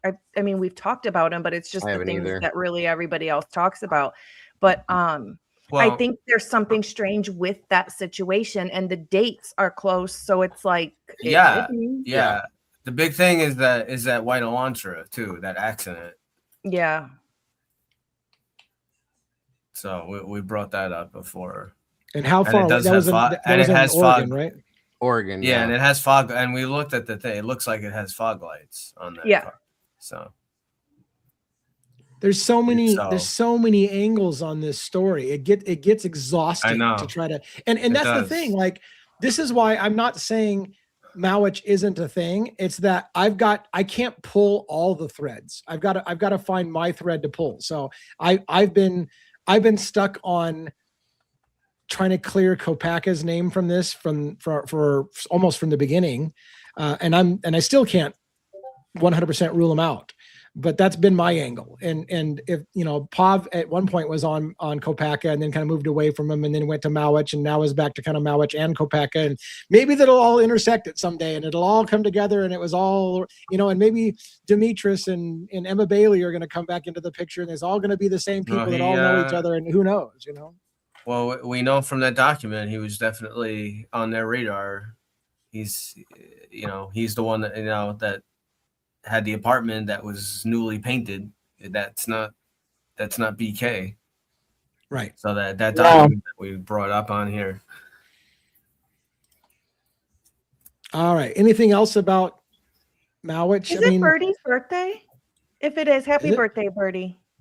Wow, is it Birdie's? I don't know if it's Birdie's birthday. Somebody says happy birthday, Birdie. So happy birthday, bro. Yeah, happy birthday. Well, happy birthday, and if it's not your birthday, happy birthday. Then celebrate anyways. Yes. Yeah. So, Okay, so do we have anything more to talk about Mowich right now, or do? And again, let me make it clear. I don't want to show any disrespect to Pavarotti and his research on Mowich or Farley. Like, and again, this is going to sound negative on Pavarotti has said. Pavarotti is so good at what he does that when he says something, it becomes part of the narrative for years afterwards. So Pavarotti said, "I see you, Farley," and that stuck in the community, and everybody now is convinced that they heard "I see you, Farley," and yet there are people who say that's not what you hear. It's not "I see you, Farley," it's something else. But because Pav said "I see you, Farley," it's in the narrative that is exactly what happened, and Farley was there because Pavarotti said "I hear you, Farley." He also saw Pavarotti saw the gun rack guy, and forever now a guy racked a gun because so kudos to Pav. When he says something, everyone is convinced that's the only explanation. There's a gun involved because Pav heard the gun rack, and Farley was involved because I see you, Farley. I'm still not sure that was a gun rack or that I see you, Farley is what was heard. So if he's right, he's right. But I don't know. Right. You know, I'll tell you one thing. I just appreciate all the work he puts into everything. 100%. 100%. And I'll tell you one thing. Every time I hear the name Mowich, I instantly think of a can of Manwich. I'm telling you. Every time. That's funny. Every time. It's crazy. I can't get out of my head. It's weird. I think Meow Mix. So we go different places, but here's the point that we both do the same thing. It's transposing shit. It's weird. It's very weird. All right. So the bottom line is, I'm trying to explain, if I don't give a lot of credence to the Mowich story, it's not because I don't think it will have legs or broken legs, whichever story you believe in. But it's more because my brain can only hold so much in it. I'm covering 5 cases. I don't need another rabbit hole to go down. So right now I'm kind of focused on the leads that I've got and the things. And if I'm wrong at the end of the day, I don't care. Like, we're all working for the same goal. We just want to find out what happened. And I don't really care if Pav's the one that breaks it for the 37th time, because I get told almost every single day Pav just broke the case for like the 37th time. But I don't care if it's Pav. I don't care if it's Bubbly. I don't care if it's whoever. Whoever solves the case, that's great. We all want the same thing at the end of the day. Right. Absolutely. All right, 1-1. Can you explain to us at all the Axon body camera agreement to WSU thing that you saw? Sure. Can you explain it in plain, simple terms? Sure. All right. Sure. Wrong. That's not the right. Wrong slide. Yeah. Sheriff. Oh, where is it? Should be up here. All right. So I'm not going to read the whole thing. I don't know. It's a few pages, but just you can see the main. Axon announces intent to partner with Washington State University to further groundbreaking research on police-community interactions. So, why is this a big deal? What is so special about this? So, Axon, as you know, it's a public safety technology company. We use them here too in NYPD. It's probably the most widely used, I guess, across the nation. And they're best known for body-worn cameras, digital evidence management, and AI tools. And they announced its intent to partner with Washington State University to advance research on police-community interactions. So the collaboration is aimed at supporting groundbreaking academic research into how police and community interactions occur, with an emphasis on data-driven insights and analysis. So they don't talk about money or anything like that. So it's really, most of this article is just, I guess, like the beginning stages. It's just an announcement without like really specific detailed plans. But why does it matter? Police community relations research. These are complex areas where empirical study can inform policy, training, and technology design, especially with the massive amounts of digital data now collected. The transparent and evidence-based insights, collaborations between tech providers and universities can produce peer reviewable research that helps policymakers, law enforcement leaders, and communities better understand what's working and what isn't. And then academic rigor, universities, including WSU, bring methodical rigor and independence to studying sensitive public safety dynamics. So this is like a big deal because it can really change, like when they're reviewing these body cameras, if they're going to use some kind of like AI driven software or whatnot to decide, you know, what's good and what's bad. So this is part of the issue. So what else? So Axon obviously said shapes national police training standards. They influence legislation and court rulings. It affects how police behavior is interpreted by the public. This isn't a niche research. It's an infrastructure level. So the big thing with this is being able to control of the narrative around police data. Axon doesn't just collect it. It stores it, structures it, decides what is easily analyzable. So partnering with a university helps legitimize conclusions drawn from that data, which is powerful in debates about use of force, accountability, civil rights, public trust. Who frames the research often shapes the outcome. That is a huge thing. So now you got academic credibility plus corporate data equals policy impact. When research comes from a public university, it's more likely to be cited by lawmakers, more likely to influence DOJ recommendations, and more likely to be trusted by courts and oversight bodies. This partnership positions Axon-based research as the authoritative, not just corporate analysis. So it's a big deal. Let me ask you two things, right? Or I'll ask you a thing and I'll make an observation. So the question is, how is AI being integrated into the Axon body camera footage? That's the question first, and then I'll make a statement. So do you know examples of how AI is integrated into the camera system? I don't know. Would be their software. It would be, I don't know. Here's part of what I worry about when you get into AI integration with cameras and predictive policing and analysis. And that is, what you have to understand, in my opinion, I'm just going to throw it out there for discussion. Human beings train the AI, right? And so if human beings train the AI, if somebody reaches towards their belt, it's possibly a threat because they could be going for a weapon. And they tell the AI, if you're analyzing a video and you see somebody reach for their belt, come back with this was a threat to an officer because you saw somebody reach for their belt kind of thing. Like, can AI be used to have AI spit out yes, this officer was totally justified to shoot because somebody in the background in a crowd was seen reaching towards their belt, which could have been going for a weapon. And that, will it get to the point where somebody prompted the system to learn to look for things to give them the narrative that they need? Or is that just crazy to them? No, and that's a big danger, because if that's what they do start doing, I mean, it could get all kinds of things wrong that will impact court cases, you name it. Yes, exactly, 100%. Especially if you're telling it what you think is suspicious behavior, and all the AI is doing is spitting back what you told it. And that's the key point. So the key thing here. So I have three big questions that are potential conflicts of interest. So while the article is kind of framed in a positive way, it makes you think like, oh yeah, this is great. This is a great AI thing. This would be great for the future. Can research remain fully independent when the data comes from a private vendor? That's one. Two, will unfavorable findings about policing practices or technology be published? Yeah. And three, who controls access to the raw data? Yeah. But it's a learning program. So it learns. Yeah. Like, for instance, like when we make our thumbnails and stuff like that, every time we I can't believe you got that up there.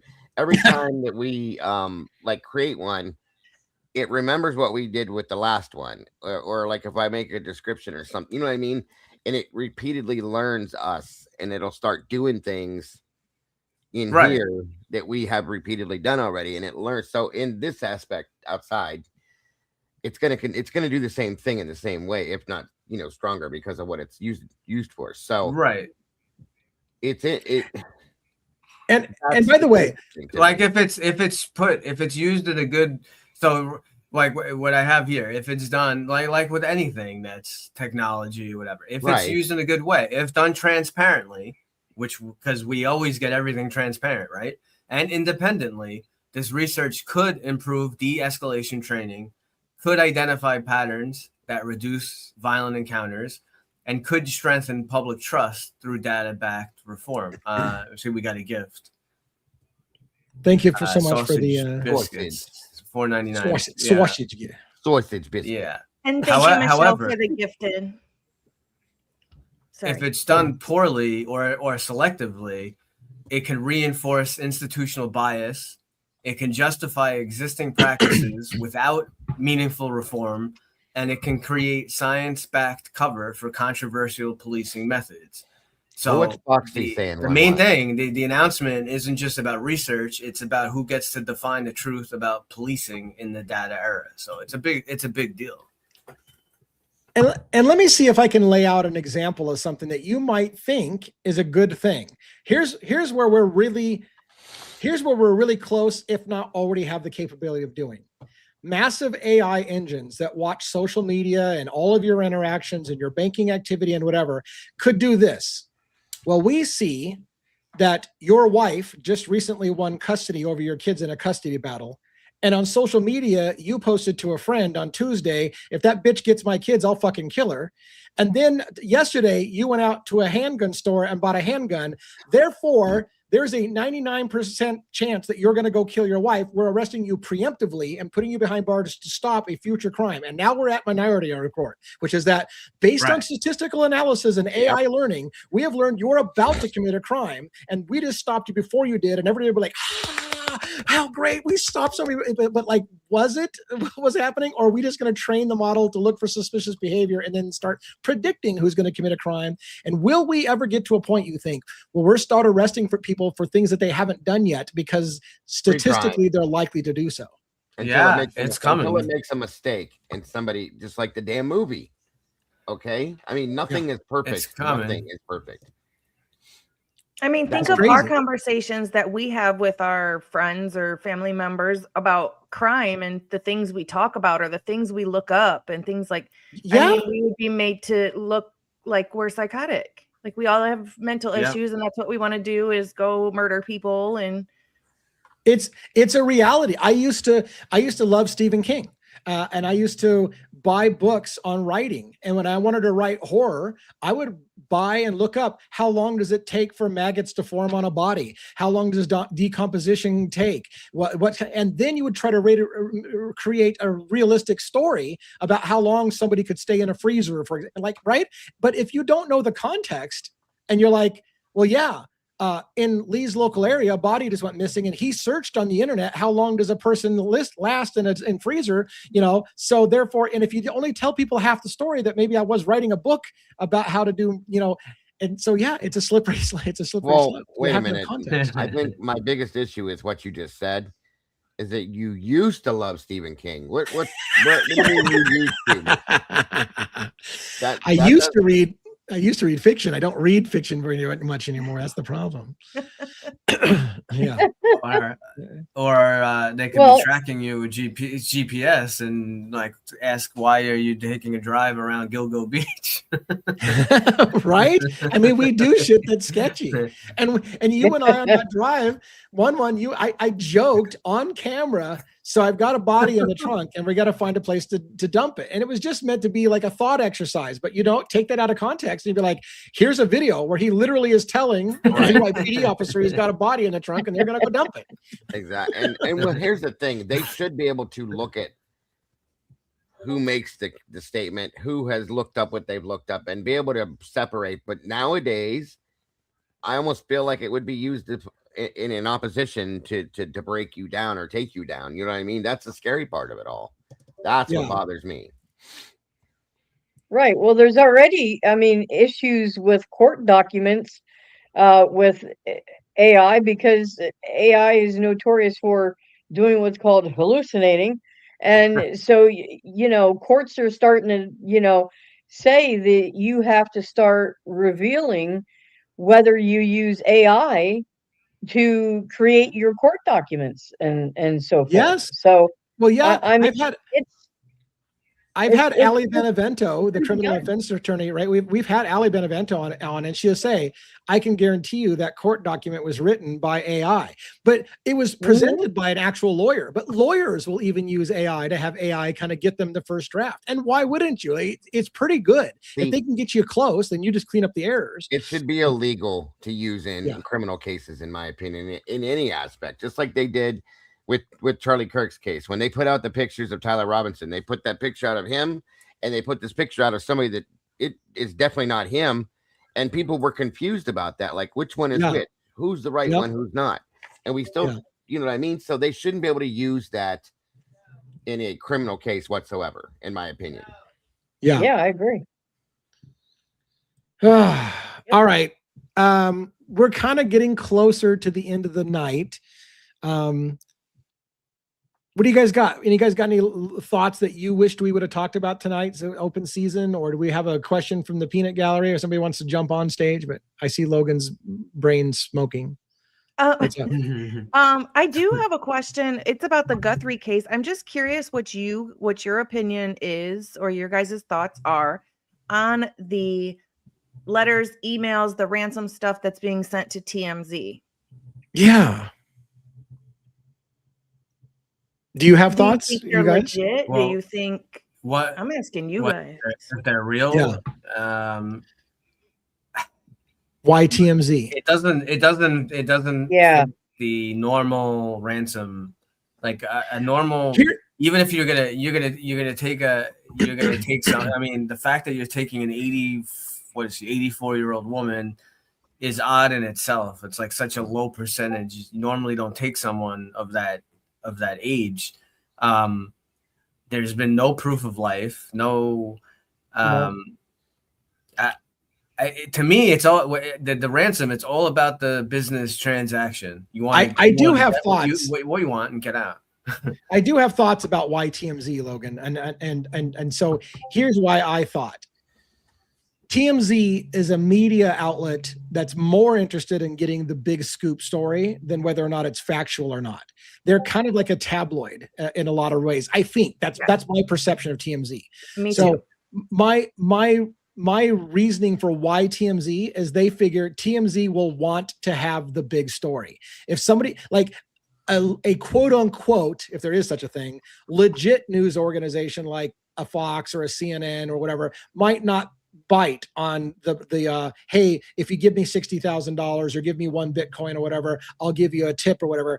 But TMZ might, because TMZ will run with, we're the only one who will talk about it. We got breaking news. No one else has it. So I would imagine, my guess would be the reason why the ransom would go to a TMZ is because they're hoping that the tabloid type group will be more likely to pay them than the FBI or a major news organization. So they're going to somebody who's known to want to just get the scoop, and they're willing to pay big money to get the scoop. And he would, like, the FBI would be all over him or all over them over at TMZ over that kind of stuff, I would imagine. So they would probably know good or bad. Yeah. Well, I would hope, you know what I mean? Why? What do you think with it, Logan? You think it's not real, or? I'm not sure. I feel like there's been several from several different directions, and it seems like none of them have really panned out to be anything. One is definitely fake because he got arrested. Is TMZ full of crap, knowing that they can encrypt emails and, do this stuff themselves and make it look like there's themselves? Right, just to create a story, knowing that, somebody with a lot of knowledge on it, knowing how to encrypt things and hide behind whatever. That would be some hellacious charges to come against them if it came out in the end, I would think. And that'd be if they knew how to do it to where they wouldn't get charged for it. They were just that intelligent with it, knew exactly what they were doing just to make a damn story.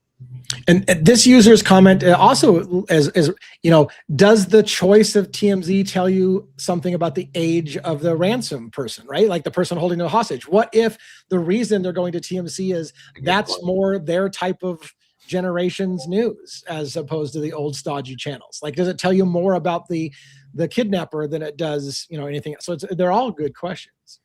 Yeah. Who was somebody just said that about Levin being an attorney before, and then like I said, I know that at least they claimed on the TMZ channels that the FBI was fully involved in the situation. So I don't know. I mean, I'm not saying that's what I think. I'm just thinking outside the box, like different things, and nobody's brought that up yet. So I was just curious what people thought of that angle, maybe. But I mean, now we have a new letter that's basically saying, if you don't pay what we're asking, we're going to do some really horrible things to her, which we know what that probably would, lead to. And so they're in that sentence, they're trying to make it seem like she is still alive. Yep. And now they're kind of pushing the boundaries as far as what they're going to say to get attention and get this money to themselves. I don't know.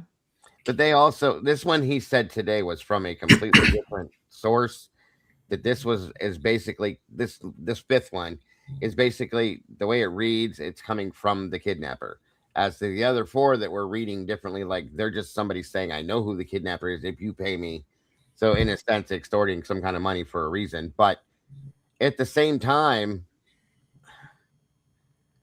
it's. One before that said "Dear Savannah," like one of them did, yeah. That was one of the ransom notes, I believe. That wasn't one. See, that's the problem. There's too many different things going on with these, right? And I still feel like those other letters, the other four, very likely, if the fifth one is real, I'll say the other four are probably from the same person. They're just being redirected in a different way, which is easy to do, and they're claiming now, I think that the other four were actually from the kidnappers, if they're real as well, and they're just trying to play it off as if they're not the kidnappers to keep themselves out of this shit. You know what I mean? I'm not a tech person, so I don't understand all that stuff. I know I can send encrypted emails and stuff, but I don't understand how do you not know who it's coming from as far as the FBI or the CIA or whoever else? How do they not know? How can they not track it back? I don't get it. Well, that's a catch-22, and I don't want to get huge off on it, but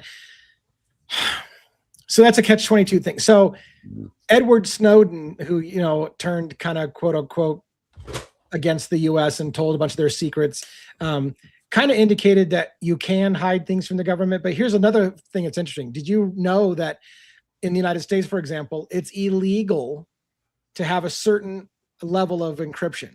Like a certain bit encryption, it's illegal. And that number changes as technology changes. But what I told people is, if you use your brain, there's a reason why it's illegal to use an encryption higher than a certain number, because that's the number they can break it, right? So if the government can't break the encryption, that encryption level is illegal. So where am I going with that? There is encryption level you can get where the government isn't comfortable that they can break it in a timely fashion. So they just make it illegal to use it. But does that mean it's not out there? No, it is out there and you can use it. But the use of it would be illegal itself, because anything they're telling you can use means they know how to hack it or they can break it relatively fast. Right. So, yeah. If that made any sense. Yeah. Yeah. How's Sabrina? Good question. So what this person's asking is about Sabrina Atkins, I believe, in the Letcher County case against Ben Fields, which is coming up in a few weeks. I'm not entirely sure how Sabrina is at the moment. Sabrina actually reached out to me not too long ago and reached out to me today, in fact, and said, can I talk to you, or something to that effect. The wording was weird, but it sounded like she was asking if we can talk, and I haven't heard from her since. That's not to say anything has happened to her, so don't get all that. But so when you ask how she's doing, I don't know. The odd thing is she asked me if she could talk to me today, and I said yes, and then I never heard from her again. So I don't know. I'm working on trying to get an update on that. I'm not her guardian, so don't think that I'm trying to claim that I'm keeping anything safe with her. But I have been in touch with her. I'm not even sure if it's entirely appropriate for me to be in touch with her, because again, she's facing a federal case in a few weeks, and has an attorney representing her in a federal case against several entities. And so as I told her, I'm not even entirely sure it's appropriate for her to talk to people. But she's she's got her own will, and she's talking to a lot of people. So as is a lot of people in that county, because their idea is that no one's listening to us, and people are getting killed, and people are getting run off the road over here. And our only support is to tell everybody about it, so that when we go missing, somebody goes, well, shit, that maybe they got killed, and it's horrible. No, there's never been any proof of life that I've ever found. And that's back on the Nancy Guthrie case, right? Yeah. No. I agree with that one too, Logan. Like, who's hanging on to a kidnap victim this long? Well, see, and I said that too. Like, I wonder if this is being drawn out because somebody's really trying hard to get a hold of some money so that they can get out of the country and before they're caught. You know what I mean? I just kind of wonder that, but still, that is a great question, truly. Yep. I have suspected, as we've said a million times, without proof of life for this long, I don't think she's probably alive, because they would be able to escalate. In my opinion, they would be able to escalate getting payment if they could prove she was alive. The reason why nobody's paying is because there's no proof she's even alive anymore. And the longer it goes without them proving that she's alive, the less likely they're going to get paid, because everybody's starting to say at this point, I don't think she's alive anymore. Yep. They're going to have to prove. And by the way, oh my gosh, as a morbid aside, I hate to say this, but I'm going to. You guys all follow true crime. Do you remember a true crime case in which an individual killed, I think it was a barista, and then sewed her eyes open? Yeah, and sewed her eyes open and sent a proof of life picture to show that she was alive. Just gonna say that. Oh my God. Just gonna say that. Yep. That was I'm like, why don't they just take a picture of her with her eyes open? Right? You know, like, oh God. Here's your proof of life. Now give me my money. I don't understand. I don't get it. See, that's the other thing too, is we don't know truly. We don't truly know like what else has been going on in the background. There could be things like that they're just not showing us. But I can't. That's wild. I forgot about that. And that could be why there hasn't been a payment too, is because they know more than that, and they're not sending money because of either we have a picture and we can tell she's not alive, or we don't have a video or picture proof of life, and that's why we're not sending it. It could be either one. And it's, you know, what's weird is like the Guthrie family said, we will pay. They clearly said it that day. And nothing happened after that. Everything just got quiet after that, which was weird. And here's why here's what I think. If this is a real story, here's why I think that happened. The family said, we will pay. And someone probably in the FBI who's a profiler, knows this shit, said, don't pay. She's probably not alive. You're wasting your money. What I think, and there would be a talk, like the family would be like, we're willing to pay. And they'd be like, I wouldn't pay if I were you. It's a huge waste of your money. You need to get proof of life. And until you do so, I wouldn't pay that money. I think somebody told them not to too. Yeah. All right. Well, let's do a wrap up, guys. I saw JJ was in the chat. I would have invited him up, but if I invite him up, then we're going to be on for another hour. Not to say that he talks a lot, because that's not what I'm trying to say, but I'm just saying that I know that we'd be asking all his thoughts on things, and then we'd be here for forever. So I like that JJ showed up. I kind of want to bring him on stage to say goodnight, but then what if we get off on a squirrel chase and whatever? I don't know. So here's what I'm going to do. I want to play for you guys. I recommend, if you weren't here at the beginning and you didn't hear our new badass sizzle reel and song that was put together by Dago and Molly on graphics, and Robin and One putting all these different clips together, and it's got everybody on the team as part of our Crimes After Dark show. You need to stay for the sizzle reel. The scissor reel. Should I do the sizzle reel before we say our goodnights, or say our goodnights and then roll us out? I'll do that. We're going to say the goodnights and then we'll roll us out with the sizzle reel. That way you guys can all go. All right, let's go around the horn. Let's go Logan, Dago, 1-1, Robin, and then myself, and then we'll roll the sizzle reel. All right, Logan, you're up. Thank you, everybody, for being here and always tuning in. Tonight was great conversation. I appreciate everybody, all the viewers, all the mods. The gifted and super chats, always appreciate you guys as well. Do something nice for yourself today. Be kind, but more importantly, be kind to your animals. And we will see you on my channel live tomorrow at 5:45, and then back here tomorrow night. Thanks, guys. Have a good night. Yeah, and remember, if you get hit by a car outside of Logan's house and you're not four-legged, you're not going to get fucking help from her. So, yeah. All right. So, Dago, what do you got? Thank you guys again, all of you, for joining us. Thank you to all of these amazing moderators throughout everywhere. Thank you again to my producer, my videographer, all of my mods, all of the mods, just all of you guys. You guys are all amazing. Thank you all so very much. Thank you to all of you that are here to watch and listen to us all. That means everything to all of us. I can say that. And of course, thank you to the amazing people for having me here with them to have these conversations that are up here with me. Every one of them, I adore every one of you guys and every bit of what we do. And I'm looking forward to every time we do this. Every time, guys. I always look forward to the next time as soon as we end this time. So anyway, don't forget to love yourselves and love each other, folks. Don't change a thing. You guys are the beautiful people. And I will see you all very soon. Good night and God bless. I don't know if this is true or not, but somebody said in here tonight it was Birdie's birthday. And we all said happy birthday to Birdie, but then someone said, I don't know if it's Birdie's birthday, but it is Pete's from Murder Metal Mayhem. So it's everyone's fucking birthday.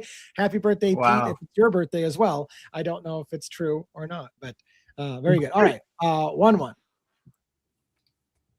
All right. Great show as always. Discussion, meatballs, denizens, turtles, Logan, Dago, Robin, Bossman, good stuff. I love the live from earlier. Make sure you guys are able to subscribe. There's a lot of good content. I believe I think it's $2.99 or $3. We put out some great live stuff. So today, Lee was going over a bunch of Kopaka documents and videos and stuff that he received. So that stuff, if that's the kind of thing that you like Lee looking at it, live, right firsthand. I mean, it's good stuff. Thanks to our amazing mods from all the channels, Penny, Essie, Amanda. Thanks to Amanda for making reference to the WSU partnership with the Axon. That was great info that you gave to me. So thank you. And I will end with a movie quote here. Hell yeah. So you guys ready? Yep. Dago should get a handicap. All right. He's muted, so maybe he. I don't want. Yeah. Oh shit! No, he's ready. His handicap is he's got to unmute himself. He's ready. He's already ready to go. All right, go for it. Yeah.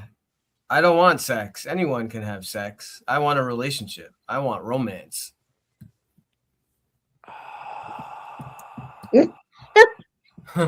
No clue. You lost me on that one, Bubba. Said no one ever. Oh, Sex sorry. in the City. I don't know. What is that? Is it a movie or a show? It's an 80s movie. Yeah. I'll give you a hint. This is before I was even born. Say it one more time. Sean Penn. What? Say it one more time. Sean Penn. Fast Times at Ridgemont High. Yeah, you got it. Yeah, buddy. Yeah, buddy. Fast Times at Ridgemont High. Holy, forget it. S got it. S got it. Nice. All right, Robin, what do you got? I don't know how she remembers all the stuff that she does, but anyway, thanks so much for everyone for coming out tonight, whether you're here live or if you're watching us on the replay crew. Thank you very much for that.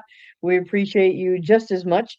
Please make sure, like One said, that you are subscribed to the channel. Make sure you give us a thumbs up. Make sure your notifications are turned on, because apparently YouTube is notorious for messing with your settings. So make sure that everything's turned on, because like Lee did today with more footage, he often does come on, and sometimes it's a little impromptu. and he always has great stuff, so you don't want to miss anything. You know, and to all of my fellow panelists, you guys just absolutely rock, and I enjoy spending this time with you every night. And to all the mods and the meatballs and the believers and our denizens, we just we couldn't appreciate you anymore. So thank you to one and all. And if there's anyone out there who has a birthday today, happy birthday to you. Hope you have a wonderful birthday. Nice. And by the way, somebody had asked, who said the line, "I don't want sex, I want a relationship"? What was who said that line in Fast Times at Ridgemont? Stacy Hamilton. Nope. Spicoli? It was you're thinking it was Sean Penn's character, Spicoli? Sean Penn was Spicoli, so Spicoli. Yeah. But was it Spicoli or Stacey Hamilton played Jennifer Jason Lee, or played by Jennifer Jason Lee, said the line. Okay. How do I know? There you go. I knew that movie. I watched that movie 2 million times. Mr. I've seen Hand. like 3 movies my whole life, so I'm never gonna get one. You're young. Yep. If I'm here and you're here, isn't it our time? Sorry. I got some lines. I haven't watched that movie in 30 years, and I still have lines in my head from that movie. All right, everybody, we're going to play us out with the fantastic sizzle reel that we started with. Thanks for coming. I will probably almost certainly go live tomorrow for members only to do more Kopaka video breakdowns. We've got body-worn camera footage up the ass. We've got, phrases. We've got a lot of footage. We've got audio footage. We've got more documents to go through. So we'll probably do a couple, 2 or 3 hours of that tomorrow. And like Robin said, it's a bit impromptu. I wake up, I have a cup of coffee, and I'm like, fuck it, I'll go do it. So it's just, if you see me go live and you want to just kind of be part of it, and you can ask anything, by the way. I keep telling people it's an ask me anything session. You can ask me like the last time I had jock itch. I don't give a shit. Just ask me a question. We'll talk about it. Whatever the point would be. All right. Ditto. I won't be asking you that. have a great night. I'm going to remove everybody from stage and then play the scissor reel on the way out. Take it easy, everybody.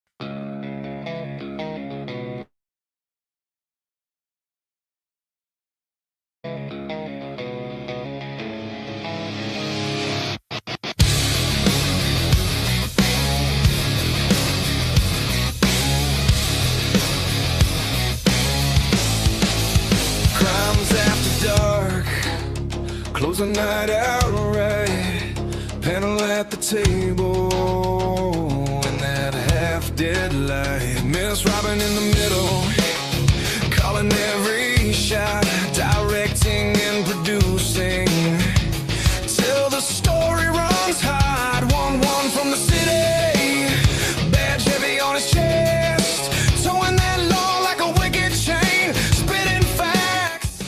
No rest. Crimes after dark, we close the night out right.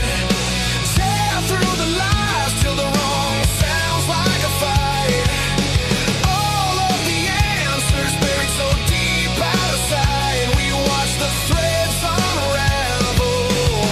We watch the threads ignite.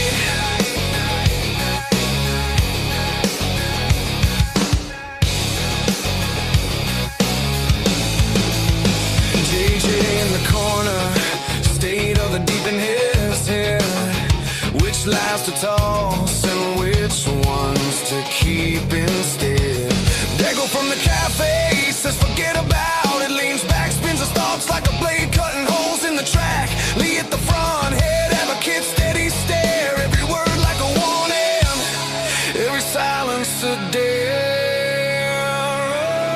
All of them leaning in, clock crawling, eyes bright. Every secret feels louder than the buzzing of the night. Crimes after dark, we close the night out right.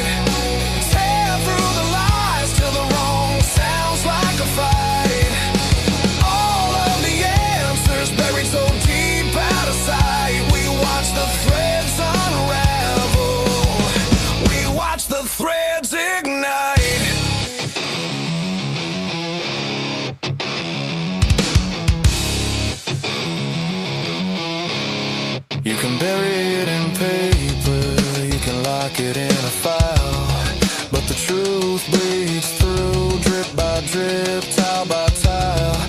We're dragging it to daylight, name by name, line by line. If you wrote it in the shadows, we'll read it out this time.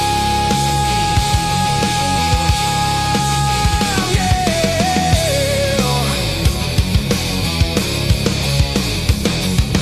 Crimes after dark, we close the night outright. Tear through the lies till the wrong sounds like a fight. All of the answers buried so deep out of sight. We watch the threads unravel. We watch the threads ignite.